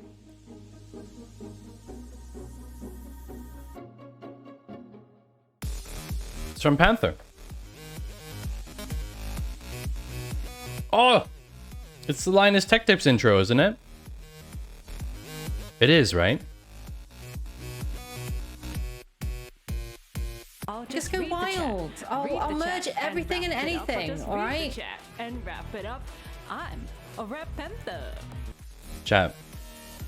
There's a new scene that I made in OBS. I have something to share with you. Is anyone ready to party? 30-second dance party, chat. Who's that Pokemon? Maddie's non-tech tips? No. 30-second dance party. We'll wait until the song hits. Who's ready to party in chat?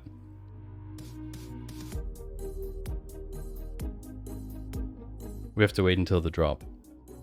I know my partner is getting ready to sneak some new tech into the house when I hear a lot of Linus intros going down.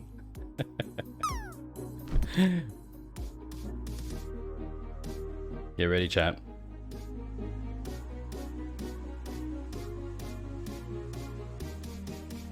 You ready?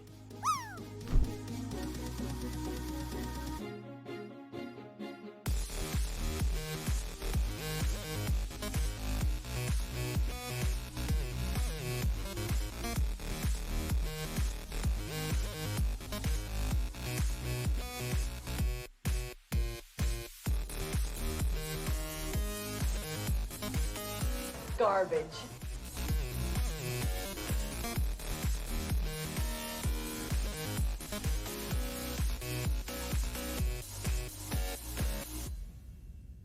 Oh my god, that was so perfect as well. It's completely automatic, by the way. That entire thing is automated by Adam. It needs a seizure warning. That's true. But it does post a message in chat for a 30-second dance party hype. Can someone clip that? Is someone going to clip it? I'll make a marker. But I'm kind of happy with the amazing timing on that one. Sorry, another caramel is getting eaten. You're so good. Alright, chat. Who rigged the drop game? Someone rigged it.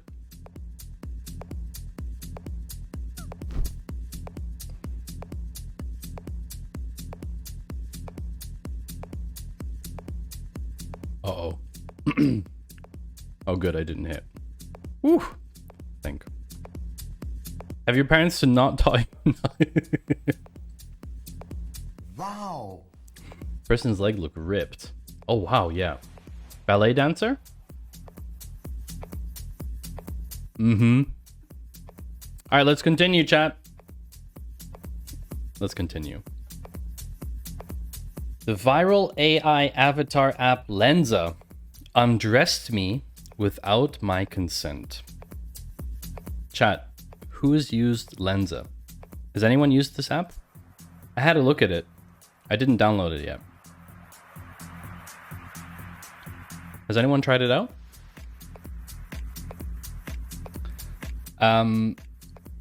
So yeah, this is we have to be a little bit careful with TOS on this one. My thumb is on the privacy button. I have to check something. I have to open the article again. I think those images are okay. I think.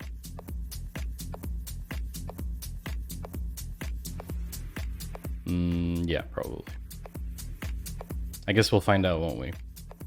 Has anyone in the Claw ever been banned? Has anyone from Claw Team been banned before? Maybe I get my first ban. To be fair, someone has to actually report it. So if no one reports it, then it's fine. So, all right. This is what happened, okay? There's an AI app called Lensa. Lensa basically takes your photos and makes you pretty or beautiful or whatever they call it.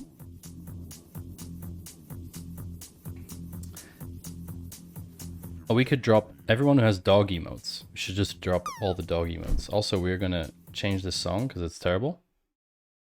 Yeah, Instagram pretty or whatever you want to call it, like filtered and stuff. These are examples of what it does. And the problem is that this woman's avatars were cartoonishly pornified, while her male colleagues got to be astronauts, explorers, and inventors. And this is a problem with bias in AI, because as humans we're biased, right? Everything we do is with bias. And we try to check our bias. We try to make sure that we don't act biased, and there's a lot of like ways to try and make sure that that's not happening, and you know, involving different people in processes, and there's all that stuff out there. But when you create an AI that's based off of our human behavior, like taking photos, inherently that AI will have bias in it. Sexual meets racial bias. Exactly. So basically, here's the story. This is an author who tried from MIT Technology Reviews. This is a very, very well-regarded publication, by the way. She tried out the AI avatar app Lensa. It's a digital retouching app, and it was launched in 2018, so it's already 4 years old. But it's become very, very popular recently because they added a feature, and the feature is called Magic Avatars. Okay? Magic Avatars, I'm going to zoom in on this one. Magic Avatars is an AI-powered feature that generates digital portraits of people based on their selfies. This isn't a collage. This isn't an improvement of an existing photo. It learns from the photos that you give it and generates a new one. So while Lensa generated realistic yet flattering avatars for them, her colleagues, astronauts, fierce warriors, cool cover photos for electronic music albums, she got tons of nudes. Out of 100 avatars that she generated, 16 were topless, and 14 had put her in extremely skimpy clothes and overtly sexual poses. That's 30% total. 30%. She has Asian heritage, and that seems to be the only thing that the AI model actually picked up on based on her selfies. She got images of generic Asian women clearly modeled on anime or video game characters, or most likely pornographic material, because so much of the avatars that were generated for her were nude or showed skin. A couple of hers even appeared to be crying. So now you might argue, well, she's a female and the males is not a good comparison. Her white female colleague got significantly fewer sexualized images with only a couple of nudes and hints of cleavage. So that doesn't make sense, you see, as an explanation. Another colleague with Chinese heritage got results similar to mine. Reams and reams of pornified avatars. So this is where we can probably skip over, but you can kind of understand where this is going, right? Lensa's fetish for Asian women is so strong that I got female nudes and sexualized poses even when I directed the app to generate avatars of me as a male.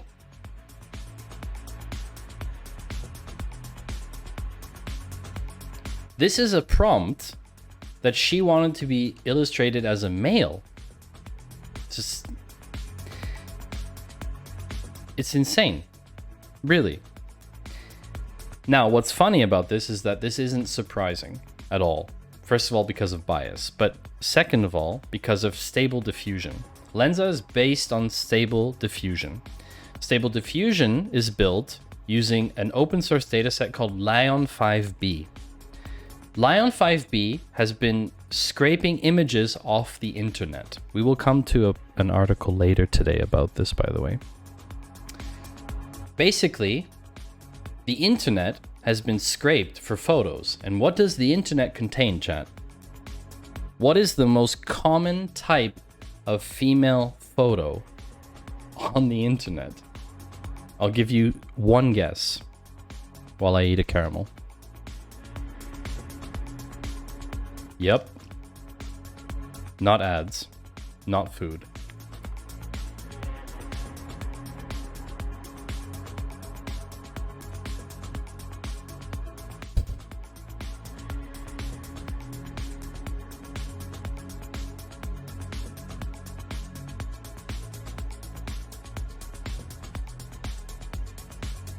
The internet is overflowing with images of naked or barely dressed women and pictures reflecting sexist, racist stereotypes. Which means, of course, the dataset is also skewed towards this. Reasoned arguments about the betterment of society? Wait, that's wrong. This is the problem. Right here, chat. The internet is overflowing with prawn. As it was said in Scrubs, if you take prawn off the internet, I'm sure there'd only be one site left. Bringbacktheprawn.com. That's correct. So here's the problem. You have bias in your original dataset. All of the things built on top of that dataset inherently have bias in them. So this leads, that site actually works? Really? Is it TOS?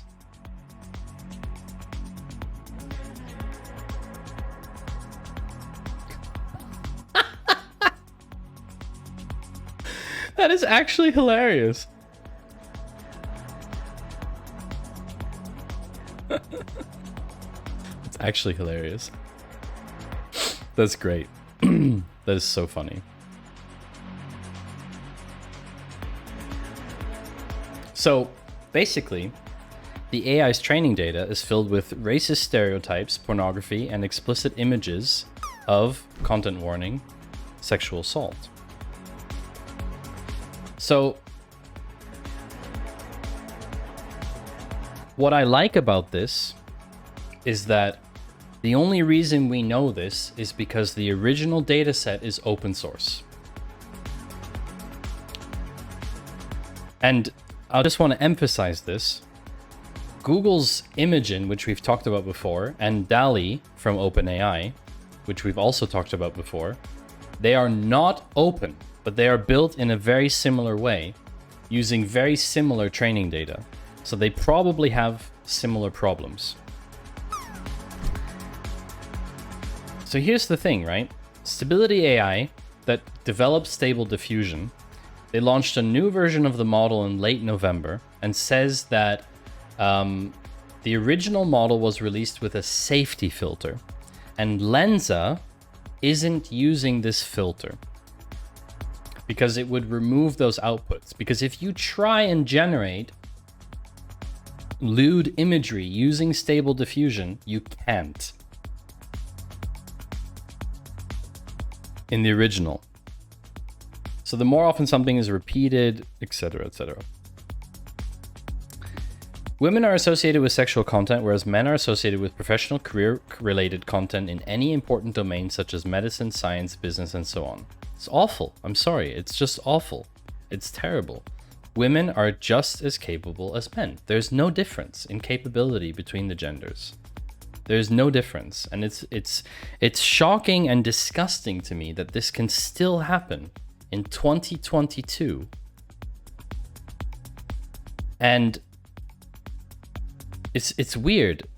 When she applied Lensa avatars with male content filters, she got avatars of herself wearing clothes and in neutral poses.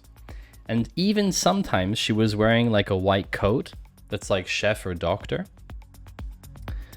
So the training data is part of the problem, but also someone has to build a model, right? There are people actually building this model.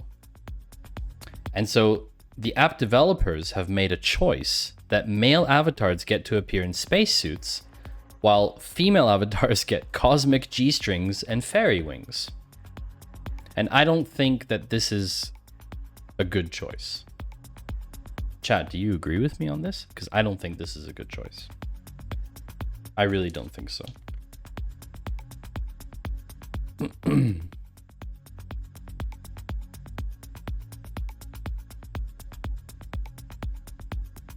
Yeah, fairy wings sounds a bit like one of the developers had a bit of a thing.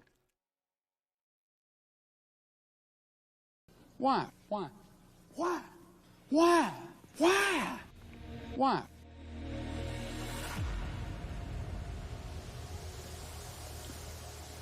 Exegete makes a very good point. This is why ethics should be part of every computer science and tech degree. Because of comments like this. Man-made, unfiltered online data introduced the model to the existing biases of humankind. That's what they're saying. That's the spokesperson.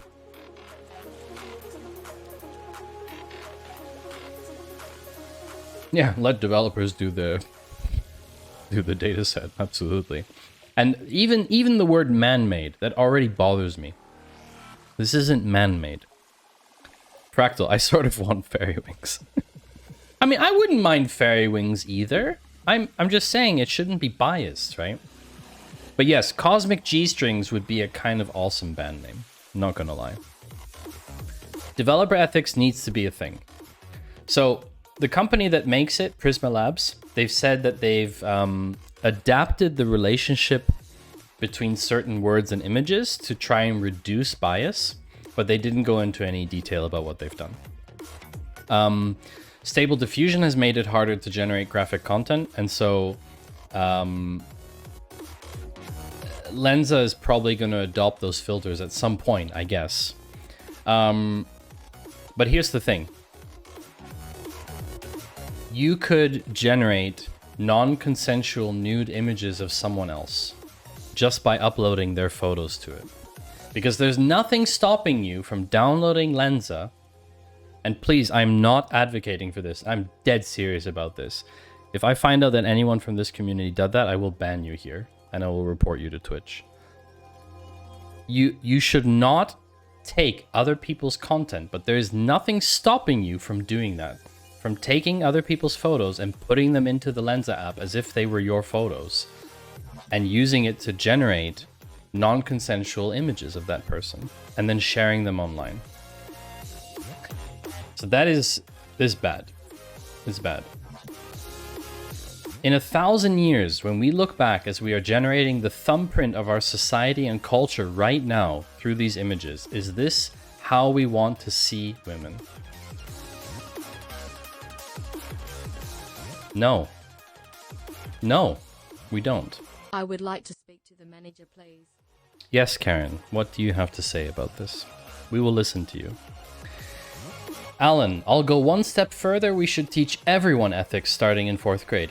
Yeah, I agree. Never mind computer science. It should be mandatory for everyone. Question is, how do you teach ethics, of course, but that's a whole nother discussion. Jim, do you have any articles you wrote about data analytics ethics? So in general, Jim, I don't write. Much at all. I mean, yes, I have a Patreon where I write stream recaps that you can read for free about what we did on stream. So if you missed, for example, if you missed Wednesday's stream, 13.5 hours of CSS shenanigans, you can go there and you can read a little bit about what we did. But I don't really write long form. I've written an occasional blog post here and there, but I don't have any long form articles about data analytics ethics. Is that something you would... Jim, are you... Let me ask you, like, directly. Are you the type of person that likes to read? Would you want to read articles about that? I can definitely... If you ping me in Discord, I can send you a great link to two privacy ethics, data privacy ethics people that I follow that write very, very good content. And I don't want to compete with that, you know? And I'm not big on writing in the first place. I just don't enjoy it so much. So, yeah. Oh, wow, you have ethics in Austria? Really? Oh, not as mandatory, though. It's hard to teach ethics when our society has a massive slant towards psychopaths.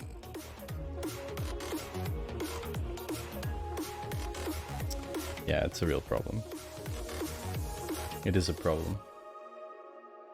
Especially like with the huge skew of white male CEO and stuff like that. It's just, it's a real problem, right?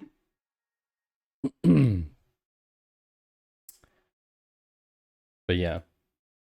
It's a great comment, Exegete. You're commenting on other articles, fine for me. Okay. I can respect that. It's fine. I haven't taken an ethics class, actually, ever. But I don't know... Yeah, I don't know... I don't know what the system here is for ethics at the moment, actually. So, speaking of OpenAI... Oh yeah, every CEO who initiates a stock buyback instead of paying their workers a living wage is a good start. Yeah, absolutely. Speaking of OpenAI, we were talking before about ChatGPT, right? About this beautiful wrap that... so Jim submitted... made a comment in chat. The stack pointer in my code sometimes overflows. And I said that would make a great wrap. And so I wrote the prompt, make a wrap out of the sentence. Now, ChatGPT has written this wrap. This is pretty innocuous and innocent. We can just, you know, use this wrap as a joke and whatever. It's not a big problem. But when we're talking about things like right and wrong answers on Stack Overflow, and we're talking about writing research papers, students writing essays, then we get into a bit of hairy territory. Apparently, OpenAI is trying to generate a signature that they can insert into the words. It could help teachers stop students using AIs to do their homework. Is there a global data rule? That's a good question. Is there a global data rule about ethics in data? Here in the Dutch, the IRS made foreigners frauds based on their non-Dutch surname. Interesting. I don't know how to answer that question, really, because I think it's a very complex question, Dr. Padawan. Back to the MD5 sums. Exactly, Exegete, as you were saying, right? So, the artificial intelligence firm OpenAI is developing a way to prevent people taking text chat that AI models produce and passing it off as their own work. They want to introduce a watermark-like security feature. But cryptography experts say that there will be a workaround inevitably found for it. Unfortunately, this is a paywalled article, so I was not able to find a different one. There probably is a different one. Maybe we could just do a quick Google. At the time when this came out, there wasn't one. Maybe it's this one.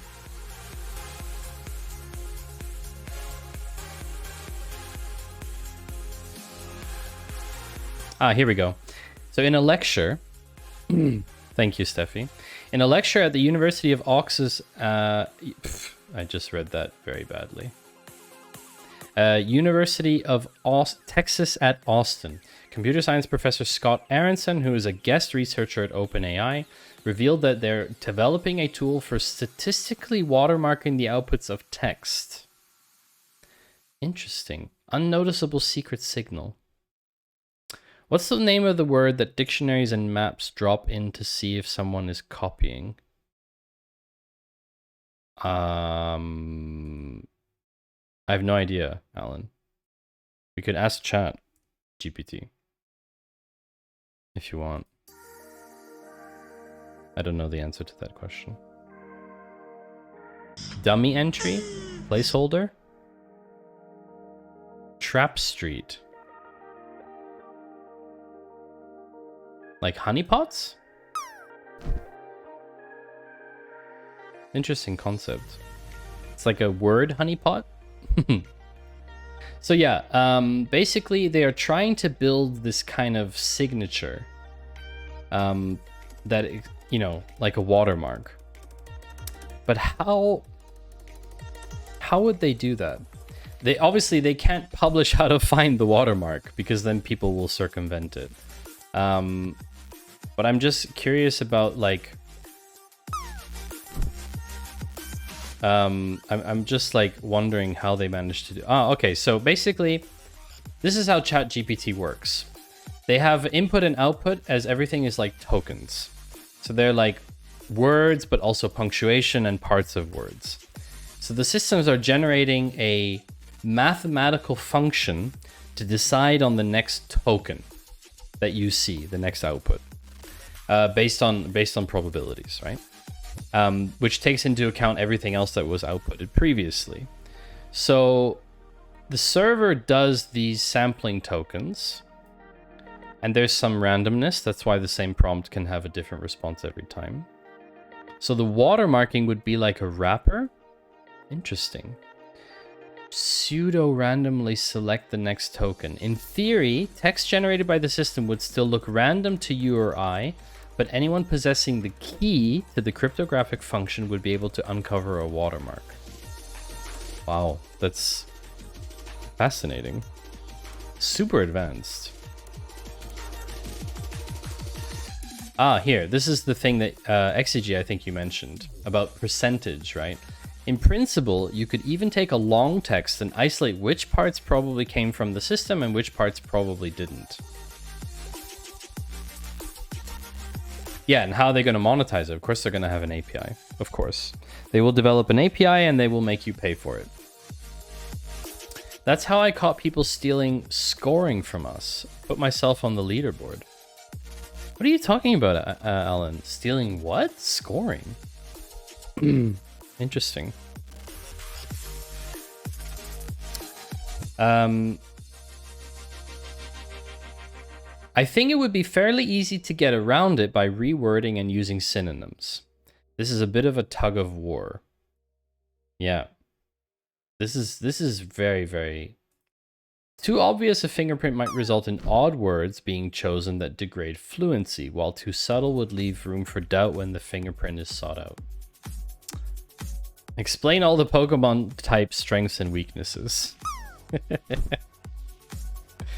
Interesting.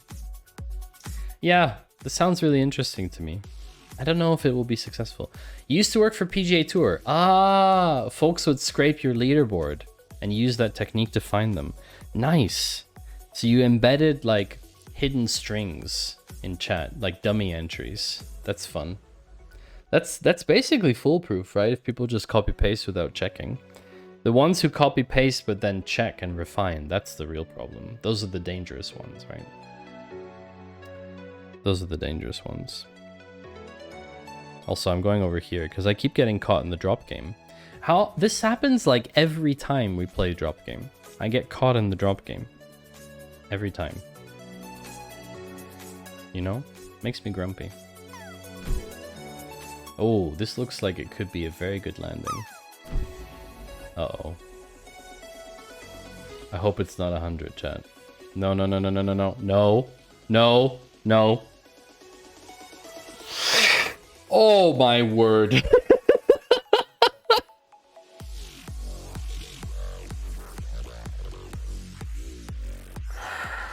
Oh my word, that was so close though. That would have been the second time, chat. That would have been the second time. Definitely. Yeah. This game is rigged. There's no question now that this game is rigged. Really. Nuts. So yeah, this is it's a big A representative for Quora said the company would be interested in using such a system, and it likely wouldn't be the only one. Speaking of Quora, we can take this article to the front now. I'm running ads, I'm sorry for those of you who are not subbed. I'm very sorry.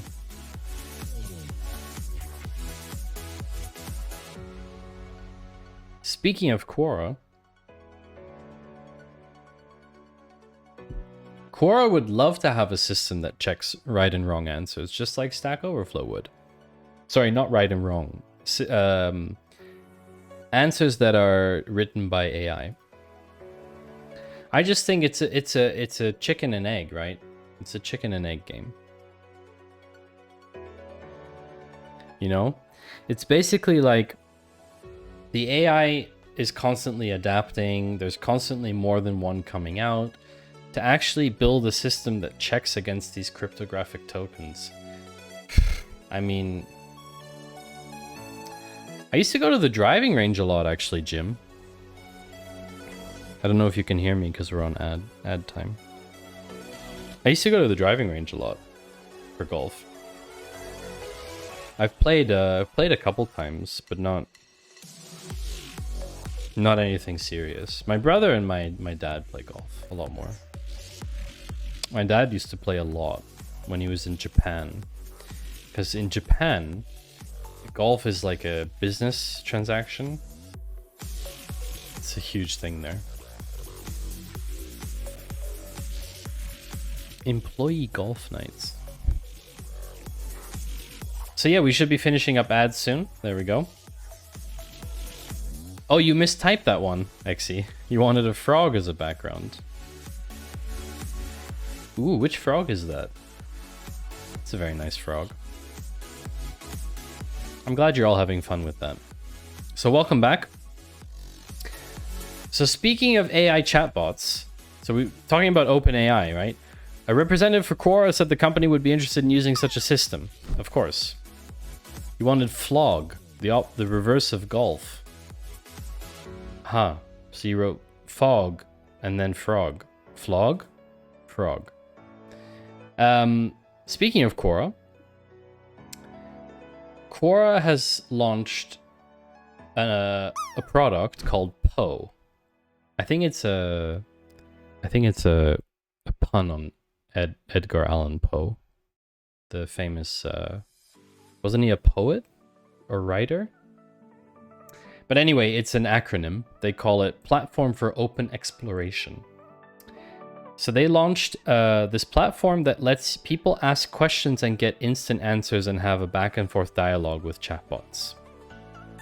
He liked birds? Birds. Oh yeah, the bird guy. So it's currently invite only and only on iOS, so I'm definitely not able to try it.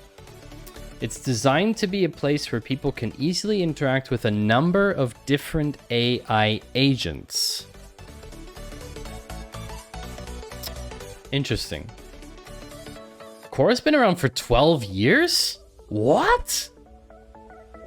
12 years? To turn off my lights, they're just too bright. With white mode, it's crazy. Agent Smith, I presume. Especially ravens. We are specifically experienced in serving people who are looking for knowledge. We believe much of what we learn can be applied to this new domain where people are interfacing with large language models. LLMs, yes. So Poe is not ChatGPT, okay? They're not trying to build that. Basically, what they're doing is trying to get different AIs into one. Good night, Dr. Padawan. Good night to you, Dr. Padawan. Good night to you. After getting changed into their bunny pattern pajamas and pink sparkly slippers, Dr. Padawan is signing off for some well-deserved sleep with 90 million lumens. Microsoft Excel. Quora is one of the question and answer sites. Yes, exactly. Fractal, you'll be heading out. Have a wonderful rest of your day or evening or morning, whatever time zone it is for you. I'm glad you enjoyed the stream. What image is this? I should have some matrix commands, shouldn't I? So yeah, basically, Quora launched Poe, and Poe is interfacing with lots of different AI bots.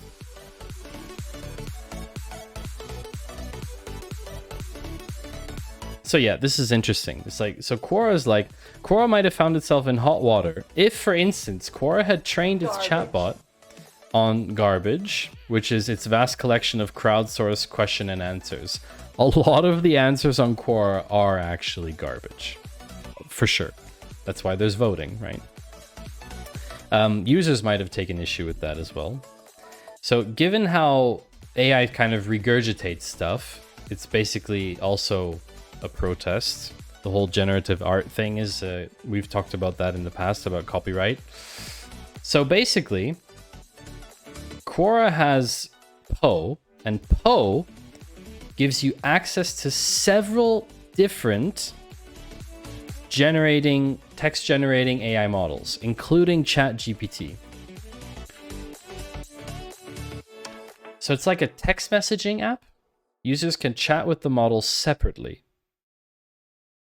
Let's look at the image here. Can we open this image in a bigger tab? Useful. Ask about any topic.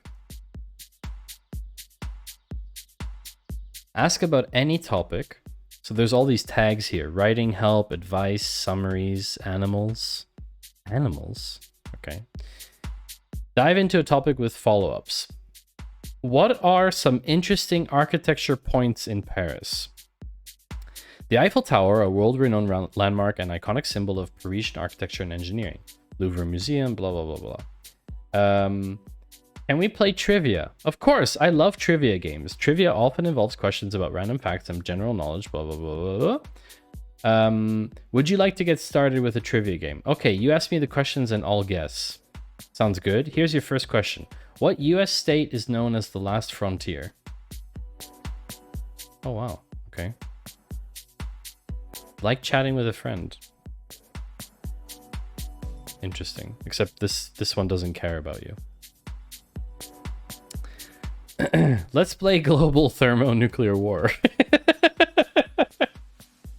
Do you think that's a game that OpenAI would let us play? Do you think OpenAI would let us play this?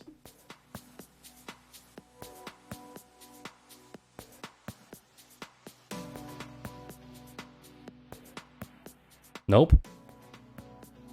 See, there are like safeguards in here. See? There are safeguards that they've implemented. Hint, get it to play itself. Can you play a game of nuclear chicken with yourself?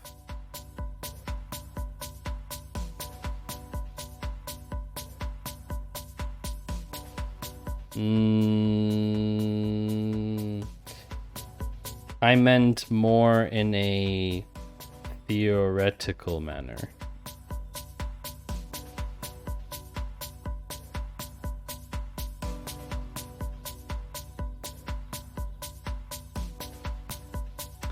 Whatever, OpenAI. Fine. Anyway, the point is that Poe gives you access to several different ones. We think this will be a fun way for people to interact with and explore different language models. Poe is designed to be the best way for someone to get an instant answer to any question they have using natural conversation. So they're basically trying to phase out people answering stuff on their platform. That's what they're looking to phase out.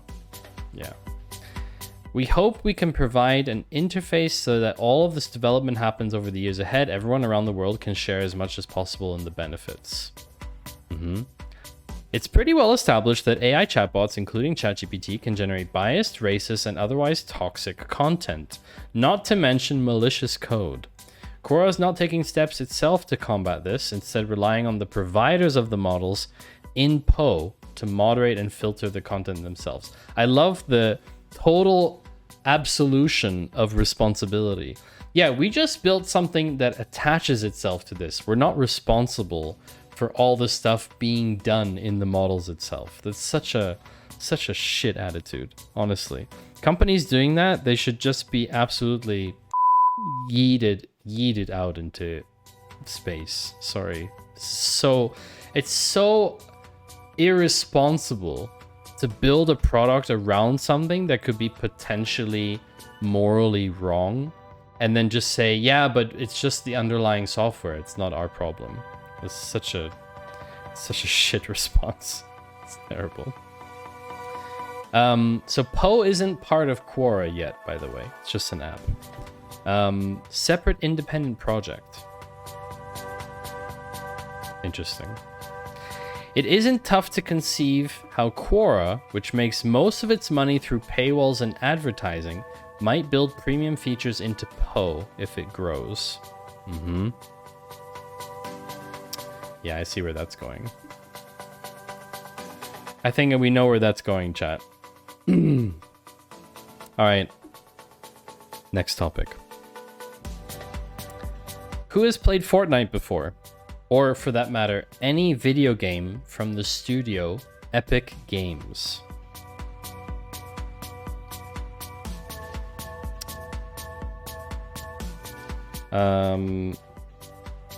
Sorry, this is really annoying, actually. List some of the most known titles from Epic Games. Oh, whoops. I need to do a new chat. List some of the best known titles from Epic Games. Really? Oops. I better refresh. List some of the most known titles from Epic Games. Blah, blah, blah. Okay, they're based in North Carolina. Fortnite. Unreal Tournament. Wow, really? Gears of War.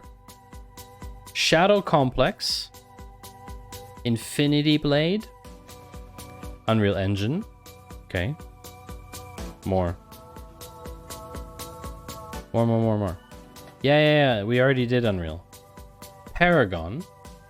Robo Recall. Battle Breakers. Spyjinx. Fortnite. Yeah, we okay.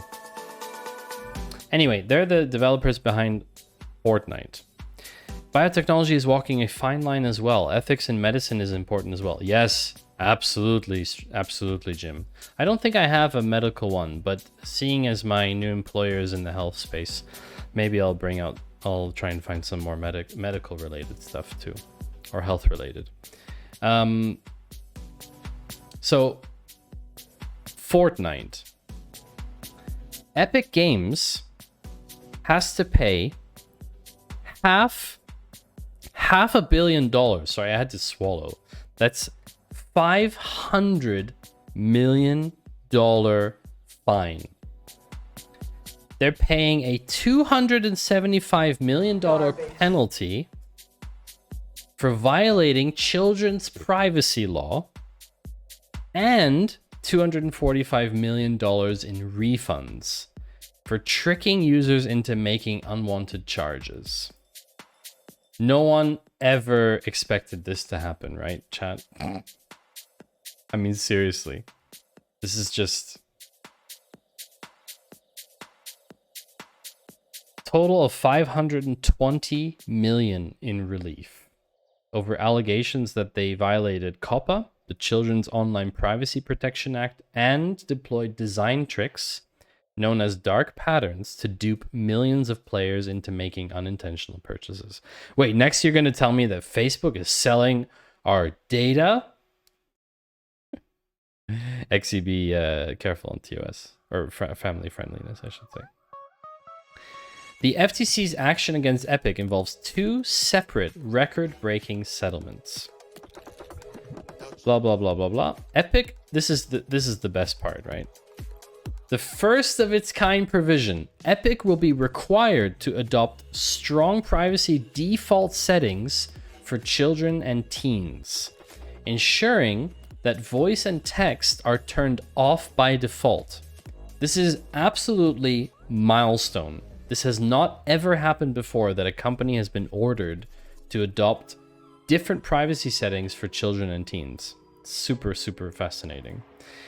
And they're going to refund consumers $245 million. It's a lot of money. Although I have a lot of players, but still. Which is the largest refund amount ever in a gaming case. And its largest administrative order in history. Wow. Epic used privacy invasive default settings and deceptive interfaces that tricked Fortnite users, including teenagers and children. Yeah, that looks like this game, totally. What are you doing, chat? Did we get the Fortnite one? Oh, that was the camera, sorry. Yeah, okay, that's just a credit card. Fortnite is generally free to download and play, but charges users for in-game items such as costumes. Wow, that's, yeah. Costumes and dance moves. $245 million of refunds for costumes and dance moves, chat. I mean, what are we doing? What is our planet doing? What are we doing as a population that people spent?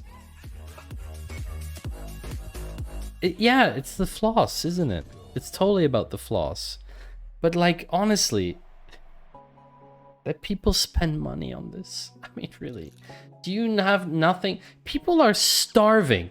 Some people don't even have a freaking house or shelter. There are homeless people living on the street, and there are people in houses next to them where their kids are buying costumes and dance moves.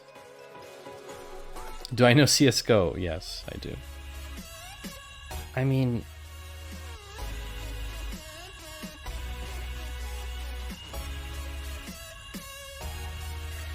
just makes me angry, chat. So this is the two privacy violations. Specifically, violated COPPA by failing to notify parents and obtain consent. So Epic was aware that many children were playing Fortnite and collected personal data from children without first obtaining parents' verifiable consent. That's an angry background. Yes, angry.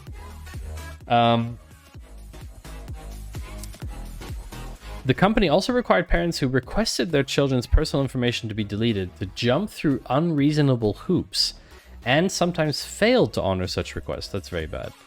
Oh yeah, I need to, okay. That's true, they have, yeah. That's a good show, by the way. And the second one was default settings harm children and teens. So their settings were live on by default text and voice communications. And that is very harmful. Bullying, threatening, harassing, exposed to dangerous and psychologically traumatizing issues, such as trigger warning, suicide. Wow. Epic employees expressed concern about its default settings. Really? As early as 2017, Epic employees urged the company to change the default settings to require users to opt in for voice chat. Wow, that's 5 years ago. Holy moly. Wow, wow, wow.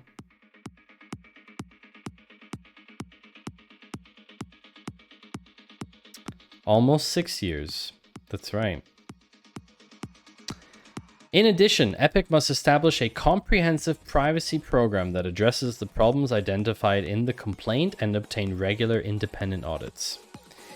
As someone who spends some money on Fortnite stuff, I'll ask how big a difference buying skins is versus getting a streaming service.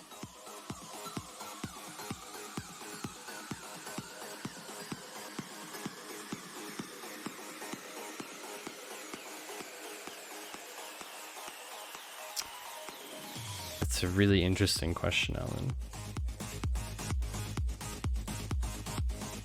So your point is, it's just entertainment. Yeah, that's your point. Paying money for digital entertainment. I think the difference is with the streaming service that the primary audience is not children. That's the difference. The primary audience is not teens and children with a streaming service. It's the parents who are paying for a streaming service. The kids might be consuming it. And I think that's... No, yeah, Disney Plus, for sure. Like, Disney Plus, although my partner would probably love if we had Disney Plus, to be honest. For sure, like, the target audience is kids, but not... I'm saying not the payment, not the transactional nature of the thing, right? But yeah.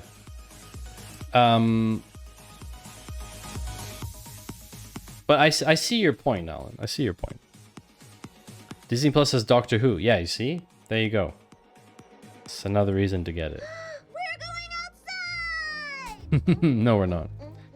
We're not going outside. It's pouring with rain here, I think. So the other thing was about dark patterns. And I think this is really epic because, no pun intended, basically they've been fined for using dark patterns. Garbage. Charging account holders without authorization.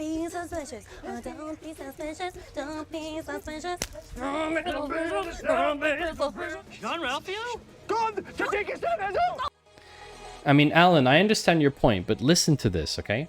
Up until 2018, Epic allowed children to purchase V-Bucks by simply pressing buttons without requiring any parental or card holder action or consent. You're telling me on Netflix it's that easy to buy a subscription? No, it's not. You're telling me on Disney Plus you can buy by just simply pressing a few buttons? No, definitely not. There were no safeguards in place to stop kids from buying stuff without realizing that they're spending money. Up until 2018, almost 5 years ago. To be fair, this isn't the first time that the FTC has brought claims against a company for making it easy to sell in-app stuff to kids. Amazon, Apple, Google have all had fines in the past for this, right? But yeah, this is nasty. I'm only talking about purchasing of digital goods. Phone apps also had a bunch of problems with that, and it's despicable. Yeah, exactly. I understand, of course, yeah. I know what you mean, Alan. But yeah, in the name of digital entertainment, I mean, for some people, having a floss dance in Fortnite is worth it to them for however much it costs. And for some other people, it's more worth it to them to have a subscription to a streaming service. Just like in real life with real articles. For some people, it's worth buying a watch for $5,000, and for other people, they'd rather spend the $5,000 on a vacation. Everyone has different notions of value, which is fine. That's good, because otherwise we'd all be pining for the same stuff, which would be bad because it would be very expensive, right? Yeah. So how would you summarize 2022, chat? I'm not the type of person... Maybe I'll go to this screen for a bit. I'm not the type of person to reflect on a yearly basis, you know? I'm not... I don't believe in like a yearly cadence. I have a much different cadence for my goals. I don't set goals based on years because I think years is a very arbitrary measure. Like, who says that a year is a good point of, like, is a good frame of reference? There's no argument to be made of why a year is any better than 7 weeks, you know? So for me, I don't really reflect in the year, but a lot of people do. I recognize that, right? A lot of people take the end of the year to reflect and look back. So if you're the type of person that does that, I'm curious about how you see this year, how you saw 2022. For me, overall, 2022 has been exciting, but at the same time also very hard. It was the hardest but most rewarding time of my life so far. That being said, I think everyone has a different perspective on how the year was. For others, maybe it went worse. For others, maybe it went better. Why I'm saying that is because of this article. This article is 2022 in 2 words: data trash. Data trash. And I thought this article is really interesting. While the prevailing stance is that tech is doing great things, there has been a steady but loud crowd who are raising insightful ethical, social, and moral concerns of why, what, and how the tech is teching. Over 50% of US executives list ethical and reputational risks of AI as a major concern. 2019 to 2022, blur, ups and downs. Fair assessment. And so I understand the point of this author, basically saying that, aren't we still in March 2020? Absolutely, of course. We've been in March 2020 for months now, for years. Rebel techies, as I affectionately call people like me, ask the questions that others are thinking and afraid to say out loud. We exist in every industry and every sector, mostly as silent observers. Blah, blah, blah, blah. Data trash explained. Let's have a candid, uncomfortable and unpopular conversation about data trash. Data trash. Basically a trash can.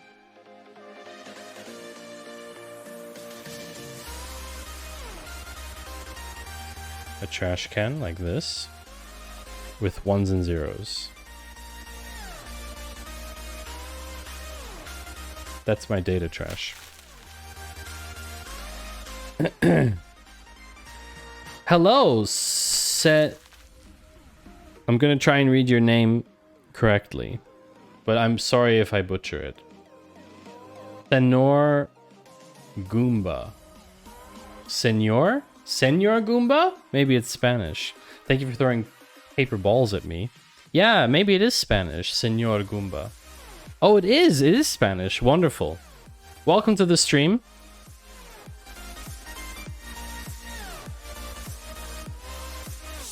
Welcome to the stream, Senor Goomba. It's lovely to have you. Look, I'm going to turn on this little sign for you. I'm going to introduce myself. My name's Maddie. I'm a data analytics person, and normally I stream a lot of tech and data related stuff, but Fridays we do this segment called Data Cafe, and basically we go through like tech news and articles and we discuss them and we kind of have conversations around that stuff. And yeah, we're talking about the concept of data trash that's in this article. I'd love to know how you found the stream. It's always really interesting. So welcome, and maybe stick around for a while. I know that we're gonna have ads soon, but please stick around. Thank you.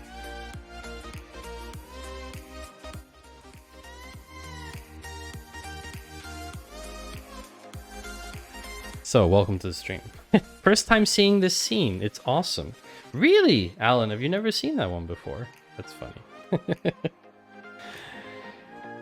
Have you never seen that? I do my best to impress.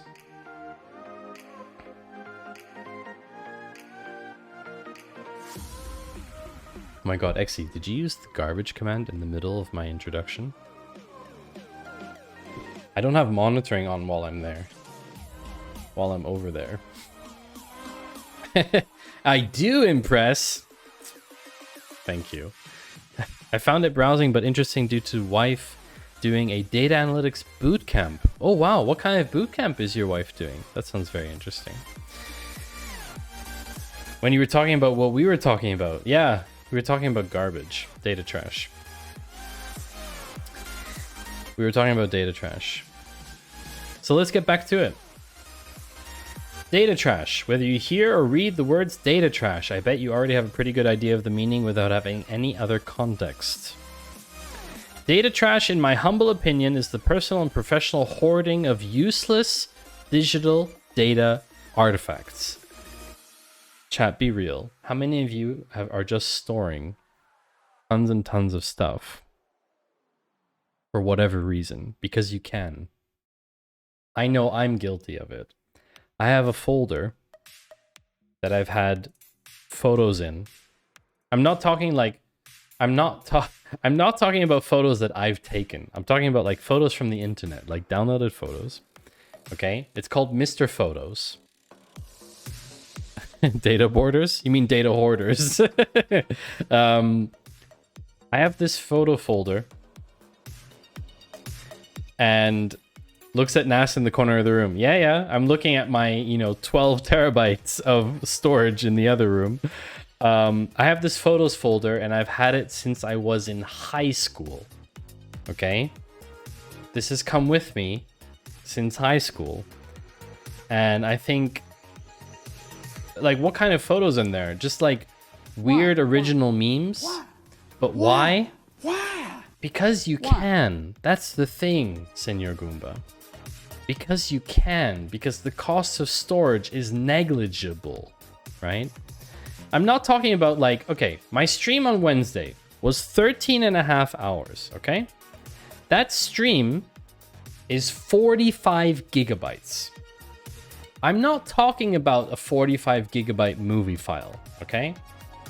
I'm not talking about that. I will keep that. But I'm talking about the couple megabytes of photos or something that you have kicking around somewhere. or a zip file of music, or 3,782 screenshots from 2022. How many screenshots did I take in 2022? I can tell you, chat. You rarely keep anything. Really? Really? Wow, okay.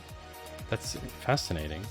So far in 2022, I can tell you how many screenshots I've taken, because I store them all in one folder. 1 second. We're in July, June, May, March, February. Oh boy, that's a lot of screenshots. I'm still scrolling. 1,395. Wow, Alan, you took 3,700 screenshots? That's a lot of screenshots. That is a lot of screenshots. Your PC has like 10 files. 5 are updated resume. Wait, so like, Senor Goomba, what do you, like, do you not have photos or anything? Do you just have like no digital footprint? That's so fascinating. Yeah, node modules. I mean, come on, node modules is the very definition of data trash.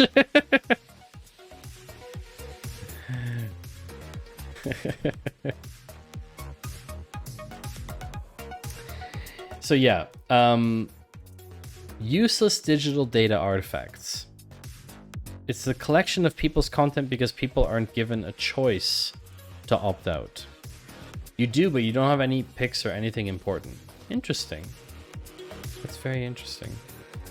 I can honestly say I don't think I've ever met someone who said that. So you're the first, Goomba. If I may shorten your username. Data never lies. Oops. Oh yeah, I should take the basket off here. Oh, no more startup for me. I got rid of mine. Our node modules. Oh my word. 22,000.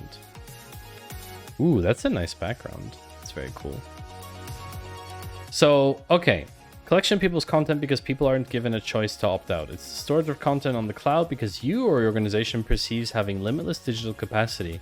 It's the analysis of content because it's available for use to your data team. In each case, the presumption is that we'll make good use out of the collected, stored, or analyzed data someday.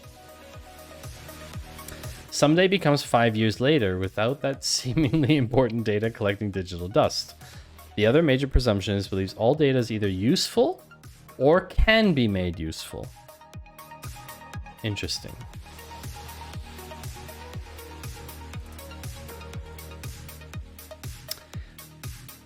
Data trash has led to some very cringe-worthy tech this year. We've witnessed Lenzo's AI art, ChatGPT's AI writing tool, and Galactica AI's organizing science attempt, just to name a few in the last 30 days. If these companies didn't have a path to access this data in the first place, I suspect we would have had the ethical, social, and ethical discussions about the idea of these tech platforms, products, before they were released. What an interesting premise.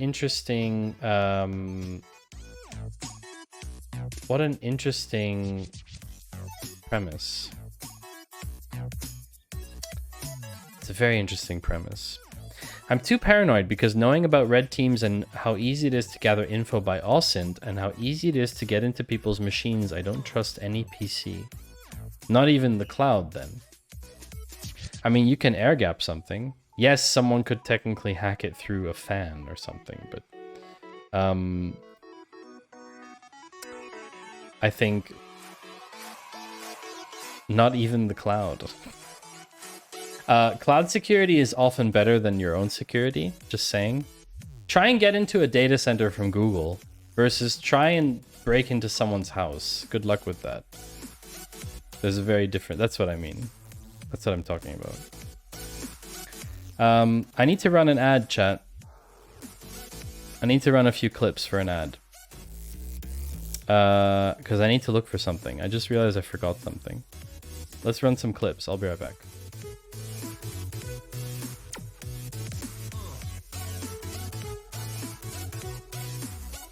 So, chat. You may be asking yourself, why is Maddie dressed like this today? I always dress like this. This is what I normally wear. Garbage.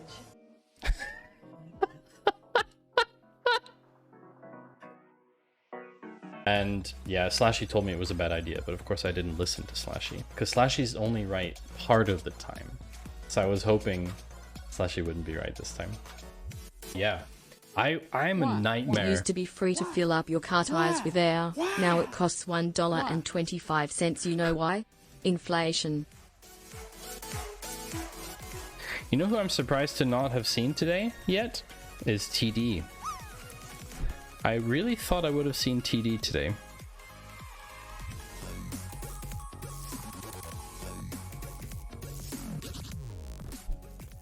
Really thought that would have been a thing. Yeah, he's probably busy, you know. People have lives. You never ever have to apologize for not making it to my stream, by the way. Just FYI.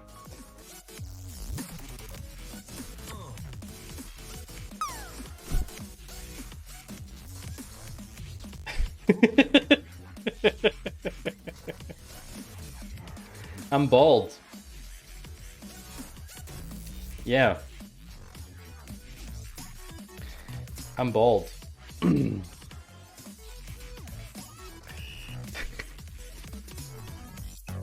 that query, it's always gonna have.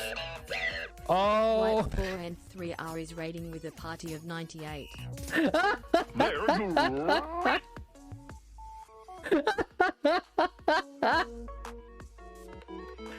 Oh, that's the best raid message.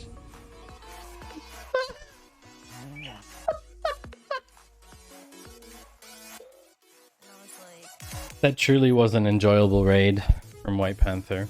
I do remember that actually. Because it was, are you selling ass.com? Because I used to joke about having a 3-letter domain.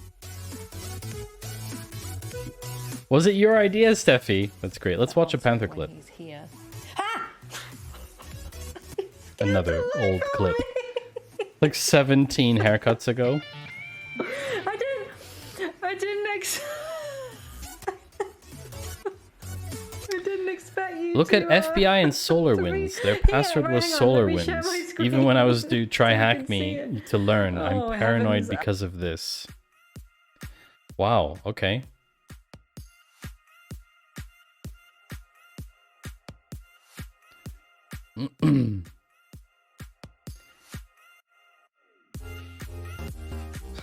If you play with hackers, don't be surprised when you get hacked. Yeah, that sounds... This stream brought to you by Data Analytics Commentaries by Matty Two Shoes. Should have like a voiceover thing come in. It's a write-up on how to look at other machines connected on the VPN. Weakest link in technology is not the computer, but the human. You, chat. You are the weakest link. Goodbye.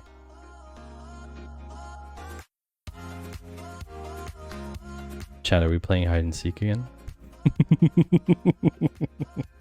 No, we're not playing that anymore. But anyway, this sentence is really interesting. I suspect we would have had the ethical, social, and ethical discussions about the idea of these tech products before they were released to society. Thank you for the follow, Senor Goomba. Just ran a count of my workshop directory. 6 million files! Oh my gosh, you have all the trash, Alan. You're full of data trash. Full of data trash. Basically, this article is like... This article from Brandis Marshall is basically saying that we generate so much data that we're not capable, analytically speaking, we're not capable of using it. I am between the keyboard and chair. You found me. Good job, Steffi. Good job. I mean, it wasn't that difficult, was it? Thank you for throwing a paper ball at me, Senor Goomba. If I may abbreviate to Goomba, it's a little bit easier. But yeah, our data world is bigger than we realize. Ooh, only 8 that time, Jim. On average, the US internet users produce about 147 gigabytes per day and consume about 30 gigs per day. Our digital infrastructure can't hold this weight, nor should we expect it to be our endless dumping ground. Are there any comments on this? There are 14 comments.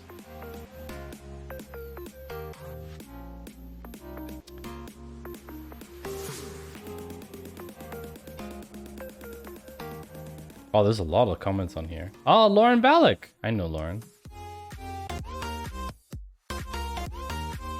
Very interesting. Oh, good. I'm glad it's fine, Goomba. Costs more money to spend time to figure out what to throw away than to just keep it. That's the thing. But does that mean jobs will be created to just delete files? It's a very interesting question, isn't it, Goomba? That you'll have, I mean, you have prompt engineers who understand how to write AI prompts. Why not have AI digital caretakers? Like data caretaker? Should we start creating jobs called the data caretaker? Maybe there already is that job. Is that a job?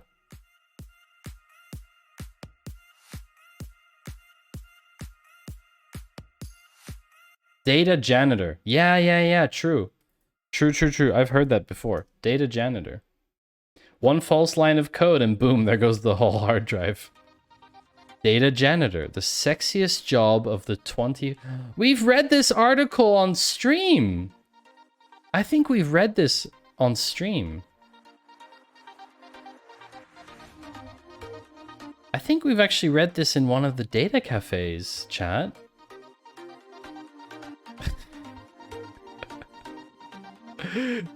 Oh my gosh, this is hilarious.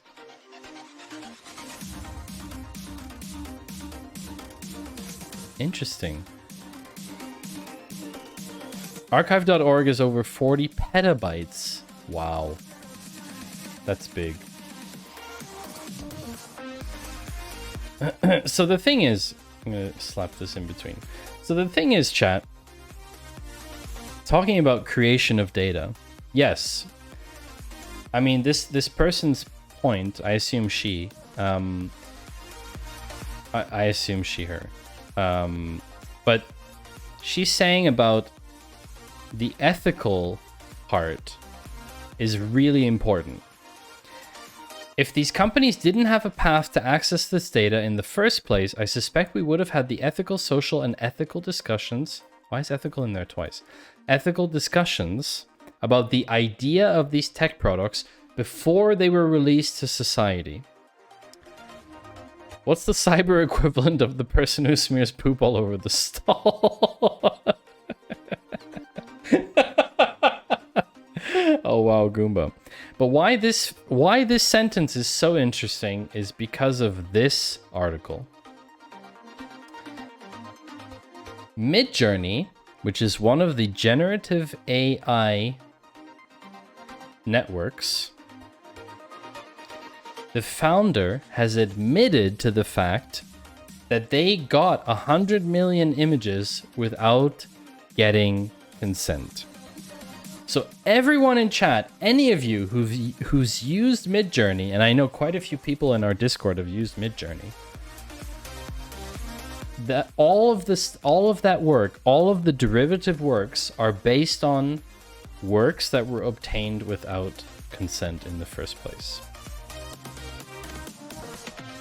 Because the interview, there was an interview with David Holtz in September where he confesses to using images that he didn't have permission for. Did you seek consent from living artists or works still under copyright? No, there isn't really a way to get 100 million images and know where they're coming from.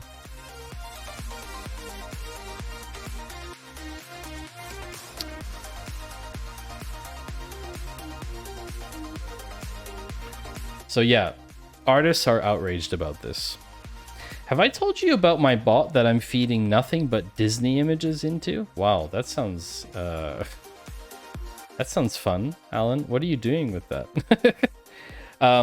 Interestingly enough, Disney's first work, 1928, goes out of copyright next year. So you could use the stuff from Disney's 1928 short film, because it will go out of copyright next year. But Disney's been like, please don't use it, blah, blah, blah. But yeah, copyright law is a huge thing. Similar to the outrage around Copilot. Yeah, but we're talking about hundreds of millions of artists who aren't, you know, famous for being... No, they can't get it extended. They can't get it extended, Alan. Apparently they can't get it extended again on the original anymore. The original doesn't bear enough likeness to the current one. That's the problem. You can't... It really... Hold on, I gotta read this.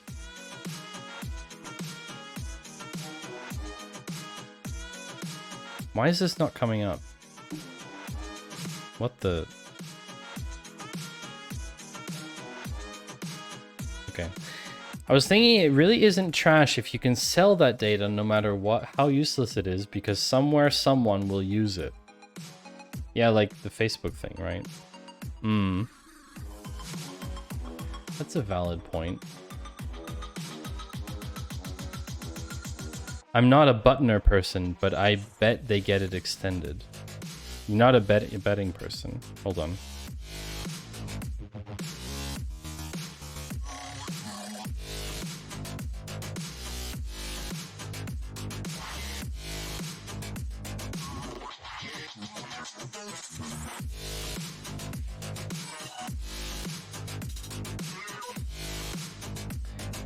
End of 2023, nearly 95 years after his first iteration. What is this mouse cursor? Why is this like a... Why is it a fish? Fishman Stewart, intellectual property. Oh my gosh, he has a custom mouse cursor? Steamboat Willie version of Mickey Mouse may be freely reproduced, adapted, published, publicly performed, and publicly displayed by anyone in the United States without infringing on Disney's copyright. It's been on its deathbed twice before. Twice. That meant copyright... Congress again intervened. Yeah, so the thing... The one that we have now is under copyright until end of 2030. It also has trademark protection. So far, it appears that the public domain is anxious to receive Mickey Mouse as its newest resident. Mischief X and Art Collective claims to have already conceptualized artwork. In fact, some members of Congress have introduced legislation that would roll back Mickey Mouse's copyright to its original 56-year term, which would effectively terminate the copyrights for both the modern version and the earlier version. At this point, Mickey Mouse will need a little bit of magic to avoid public domain. So this is an attorney at some copyright group. Basically, this was published in September. It's very unlikely... By the way, Steffi, nice joke. It's very unlikely. Get a plush toy. What is this? Get a Finny plush toy. What if I want one? I can't click it. This button isn't even clickable. It's an image. Terrible. Anyway, another powerful reason Alan, it's unlikely. Intel Inside. It's unlikely. So, the point is, Midjourney's dataset was built from a big scrape of the internet. Disney has a lot of money, but Congress is apparently already against it. So, we use the open datasets that are published and train across those. And I'd say that's something that 100% of people do. Yeah, but does that make it right? Does that make it the right thing to do? Just because other people are doing it, it's like saying, oh, well, so many people commit murder. I should just commit murder too, you know? Great logic, great deductive reasoning there. I mean, honestly. Didn't that happen with Google? They slept on their domain and someone bought it once it became public. Yes, I think that was Google. Might have been Google. I'm not sure if it was Google. Yeah, so basically, we just stole all the copyrighted artwork, mushed it through an AI, reproduced it infinitely, and make money off of it. That's basically what they're doing. Yeah. Every piece of art I process in Photoshop has embedded metadata that marks it as copyrighted and includes contact info. Embedded copyright in image metadata has existed for years, and just the entire ballsiness to say there isn't really a way to get 100 million images and know where they're coming from is just simply wrong. There is metadata on photos since a very, very long time. Very long time. Creators cannot opt out of being included in a model, and they can't opt out of being named in the prompts. Works are copyrighted automatically in the US. That's correct. A website, Have I Been Trained, was set up so the photographers could find out if their photos have been used. Ooh, really? That's actually very interesting. I would like to know if my photos have been used. Have I been trained? Enter text or upload an image. Okay.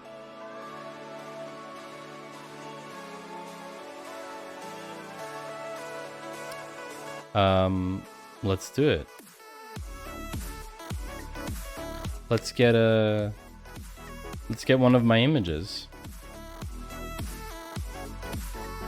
Yeah, EXIF tool can look. Let's check a unique image that no one else would have. This is pretty unique.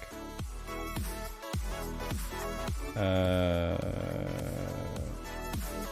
save this? Oh, I think they've disabled that.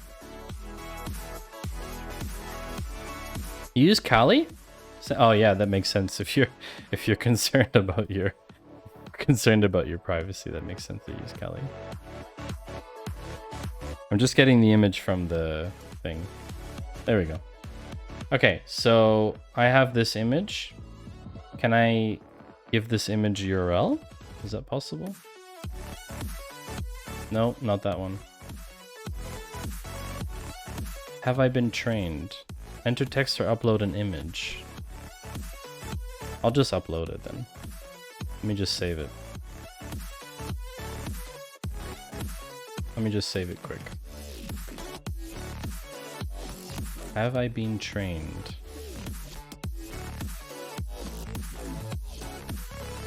What? How do you upload? Oh, here. Search using a photo. Okay, let's see.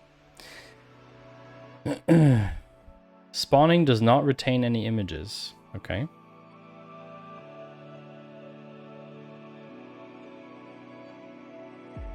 The top result has 87% similarity with the searched image. Okay. I don't know if that's really... It's kind of hard to know, right? If you do right-click download, it messes up the metadata. Yeah, but they're just looking at, I think they're just looking at other markers, right? I'm not sure that they're looking at metadata markers. I don't know, to be fair.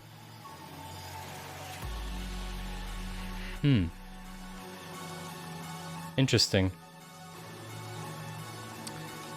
Could be interesting to go deeper into that.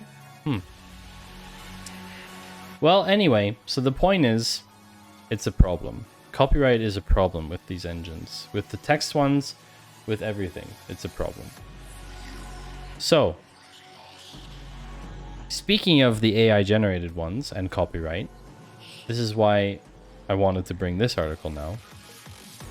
We talked about this comic book, Zarya of the Dawn, that actually was going to have copyright protection. And artists were understanding...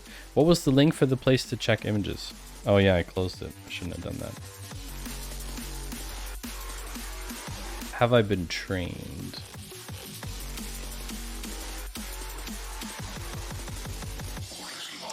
I'll actually keep that one I'll put that one in the Patreon. You're welcome. Use ChatGPT to write your resume. That's not uncommon at all. But here's the thing, is that this comic book... It sounds like an adult site, yeah, a little bit. This comic book was meant to receive copyright. But they are backtracking on that decision because the comic book was AI generated. The Copyright Office had originally granted protection to Chris Kashtanova for the comic book titled Zarya of the Dawn back in September. We talked about that on a previous episode of Data Cafe. You can watch, by the way, you can watch previous VODs. Once they disappear off Twitch, you can watch them on YouTube if you want. It was created using Midjourney, which we just talked about here. And it marked the first time that the agency approved an application for copyright for AI work. However, they have backtracked. They have revoked. Have I Been Pwned also sounds like... It does sound like an adult site too, doesn't it? And they've backtracked and said that copyrightable works require human authorship. So it's still copyrighted now, but it's going to revoke, and the artist can file a response. And apparently, this is the best part, the excuse was, the office overlooked that the work was made using Midjourney, despite being mentioned on the cover page. And Kashtanova, this is the fun thing, right? Describes themselves as a prompt engineer. Interesting. Originally, she tweeted that Midjourney was going to help her appeal the ruling, but the tweet's been deleted. So I'm not so sure. Are you familiar with the story of the monkey who took the self-portrait and the copyright around it? Yeah, someone mentioned that last stream, I think. Someone mentioned that, Alan. Yeah. Anyway, enough about copyright. Let's talk about something worse than copyright infringement. Let's talk about TikTok. So I'm pretty sure Goomba doesn't have TikTok on their phone. Right, Goomba? But I'm sure plenty of other people have downloaded the app. I have expressed my skepticism and disdain for TikTok for months. And if it hasn't been enough to convince you of why this app is bad, this should be the nail in the coffin, chat. Okay? There is literally... I cannot think right now, I cannot think of something that they could have done that would make them look worse.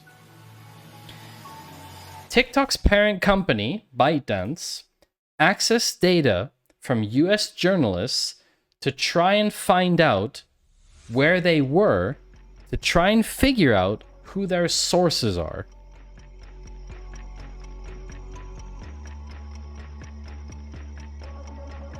Just gonna let that sink in for a second.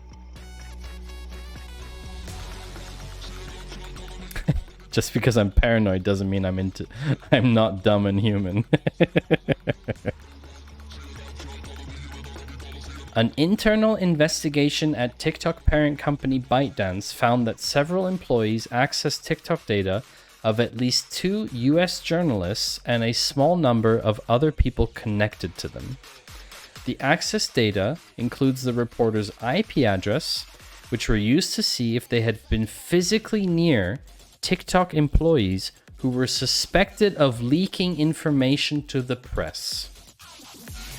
We all know what's happening here. Read between the lines.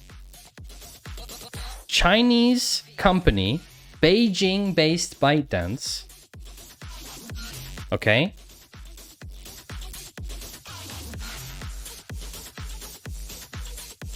Basically forced their way through that they could get information about reporters to see if they could find out if certain employees were leaking information to press. How bad is that?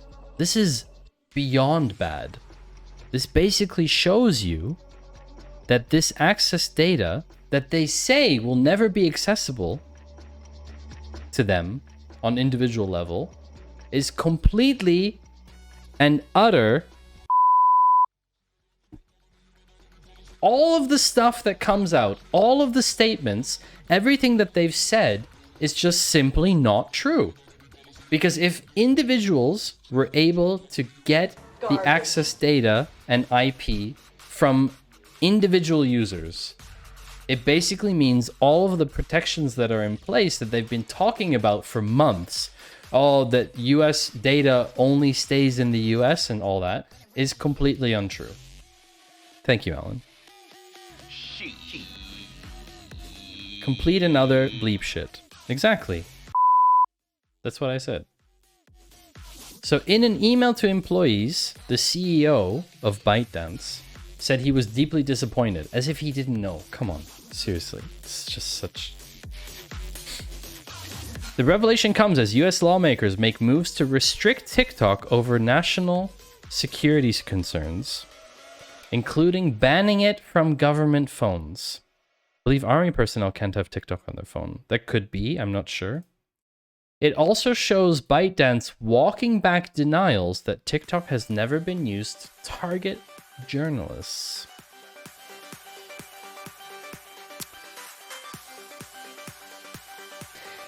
Song Ye, ByteDance's head of audit and risk control, who reported to its CEO, has left the company in connection with this investigation, and that 3 other employees have been fired.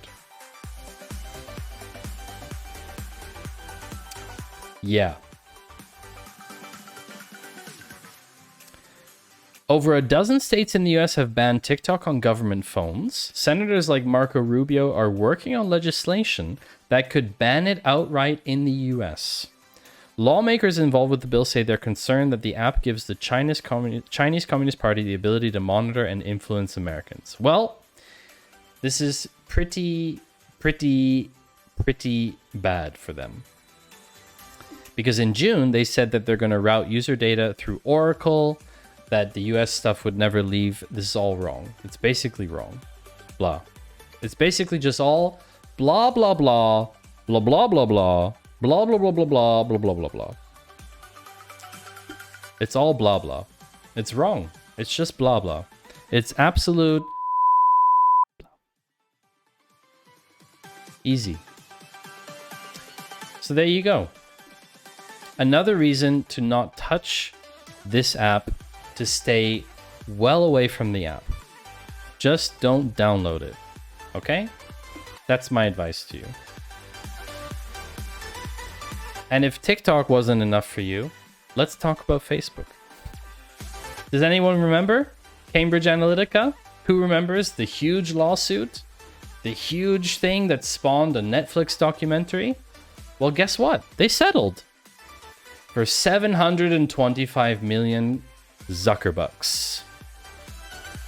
A $725 million class action lawsuit settlement. Oof. Oof indeed. But they didn't have a choice. They did not have a choice. Zuckerberg has previously testified before Congress about the scandal. His responses were evasive, and a very, very carefully controlled testimony in front of EU Parliament as well. The upper echelon at Meta have not had to face any more direct questioning on the matter. However, with this impending lawsuit, former CEO Sheryl Sandberg and new COO were all set to testify again at an upcoming hearing. This is something that Meta clearly didn't want, and it's something that clearly won't happen now that a provisional settlement has been reached. They literally settled so that none of them would have to go through testifying again. Yeah. It's bad. Yeah, the Zuck's laptop with the tape over his webcam. I know. It's so funny. The settlement has yet to be rubber stamped, but it's expected to happen in March next year. So yeah. This isn't the last, though. You have the facial expression that being used to identify a legal opponent on your slate today. As an article? Do you mean?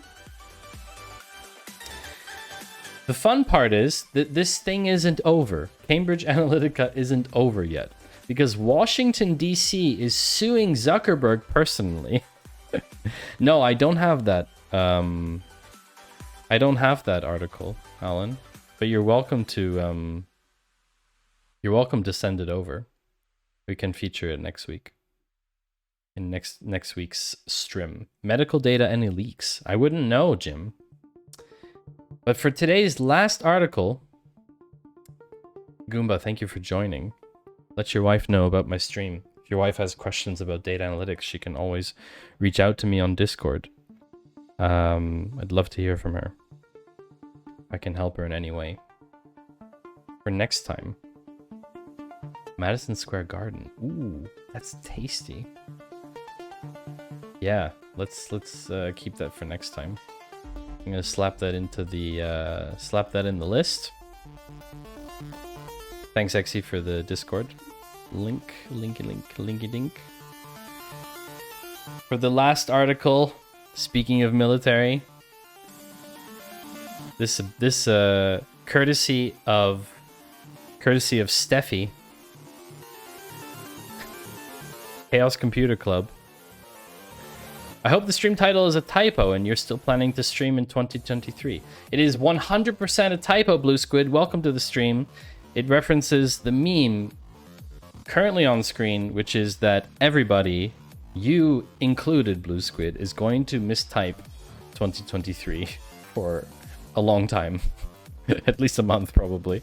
And I made a typo in my stream title and I kept it there because it works with my meme. So I kept it there. I am 100% planning to stream next year. I will be streaming on Monday again, actually. The US military used biometric devices in Afghanistan, and some devices were left behind when NATO, very quickly exited. And Chaos Computer Club researchers have found large amounts of biometric and other personal data analyzing such devices.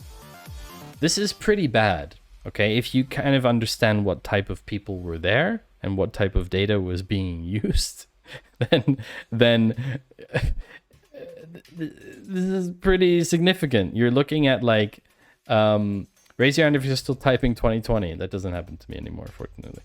But biometric devices were used to identify individuals at checkpoints, like screening for military personnel.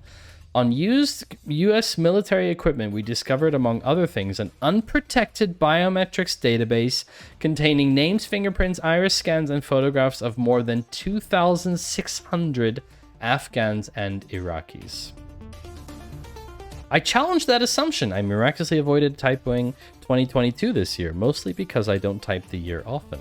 Ooh, okay, Blue Squid. Then you are free to challenge, but this is beyond terrible. The only good thing is that CCC found it. And it probably hasn't been found by someone else, we can hope. And this is the biometric data that was lost, that you can't help the Afghans. Exactly. Yeah. This is really bad. Unfortunately, our research shows that all data on the mobile biometric devices is completely unprotected. We were able to read, copy, and analyze them without any difficulty. So, yeah, this was basically biometric devices in the Taliban hands. Oh my god. So bad. So bad. 2,632 people.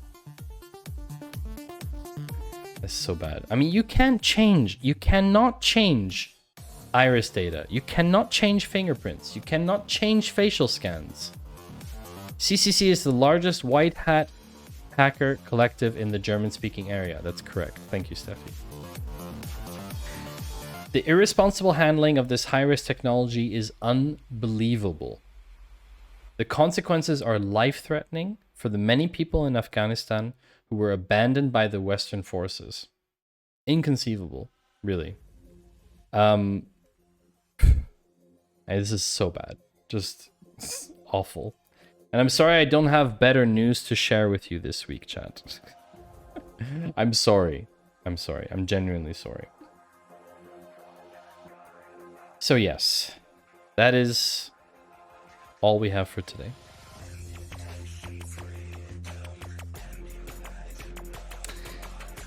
So it's time to wrap up. It's time to say our goodbyes. It's time to say goodbye to 2022 and hello to 2023 very soon. Woo! That was a very big firework. Scared the crap out of me.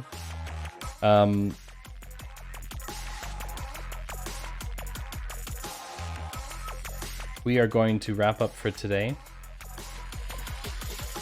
We're going to see who we can raid.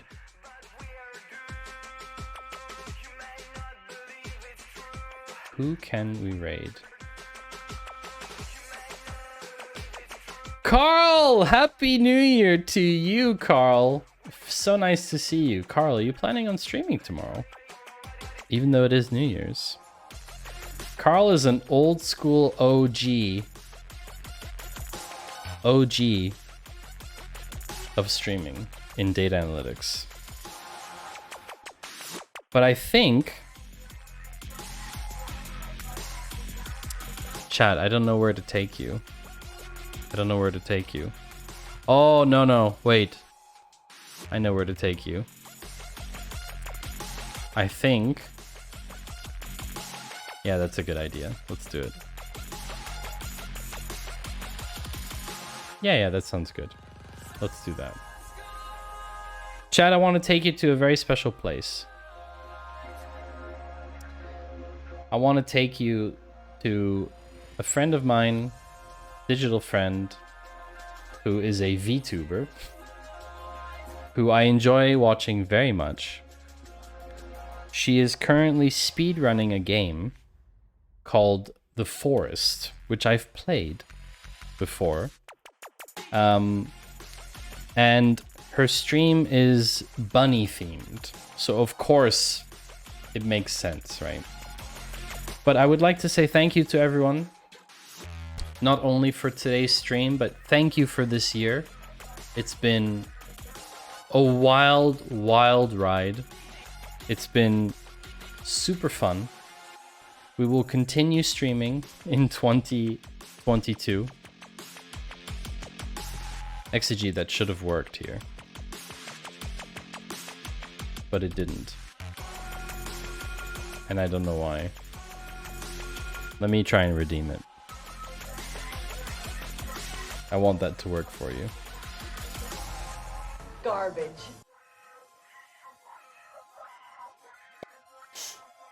It's been a great year. Like I said, I don't reflect on the year. I'm not the type of person to look back and you know, yearly cadence is not my thing. But I will see all of you on Monday in the new year for some epic streams, for some fun times, for more Data Cafe. Keep your eyes peeled if you're interested in SQL, something is going to be dropping on January 1st, on Sunday. Check Patreon, LinkedIn, Twitter. You will see it everywhere. Something big is going to be dropping January 1st. It's going to be super cool. I can't talk any more about it. All I can tell you is something is going to happen. And if you like SQL, it's going to be a lot of fun. With that in mind, thank you all. And please say hello to Banny, Bionic Banny. And I hope you enjoy the stream. Banny is lovely. Please show her a lot of support. And I'll see you next time.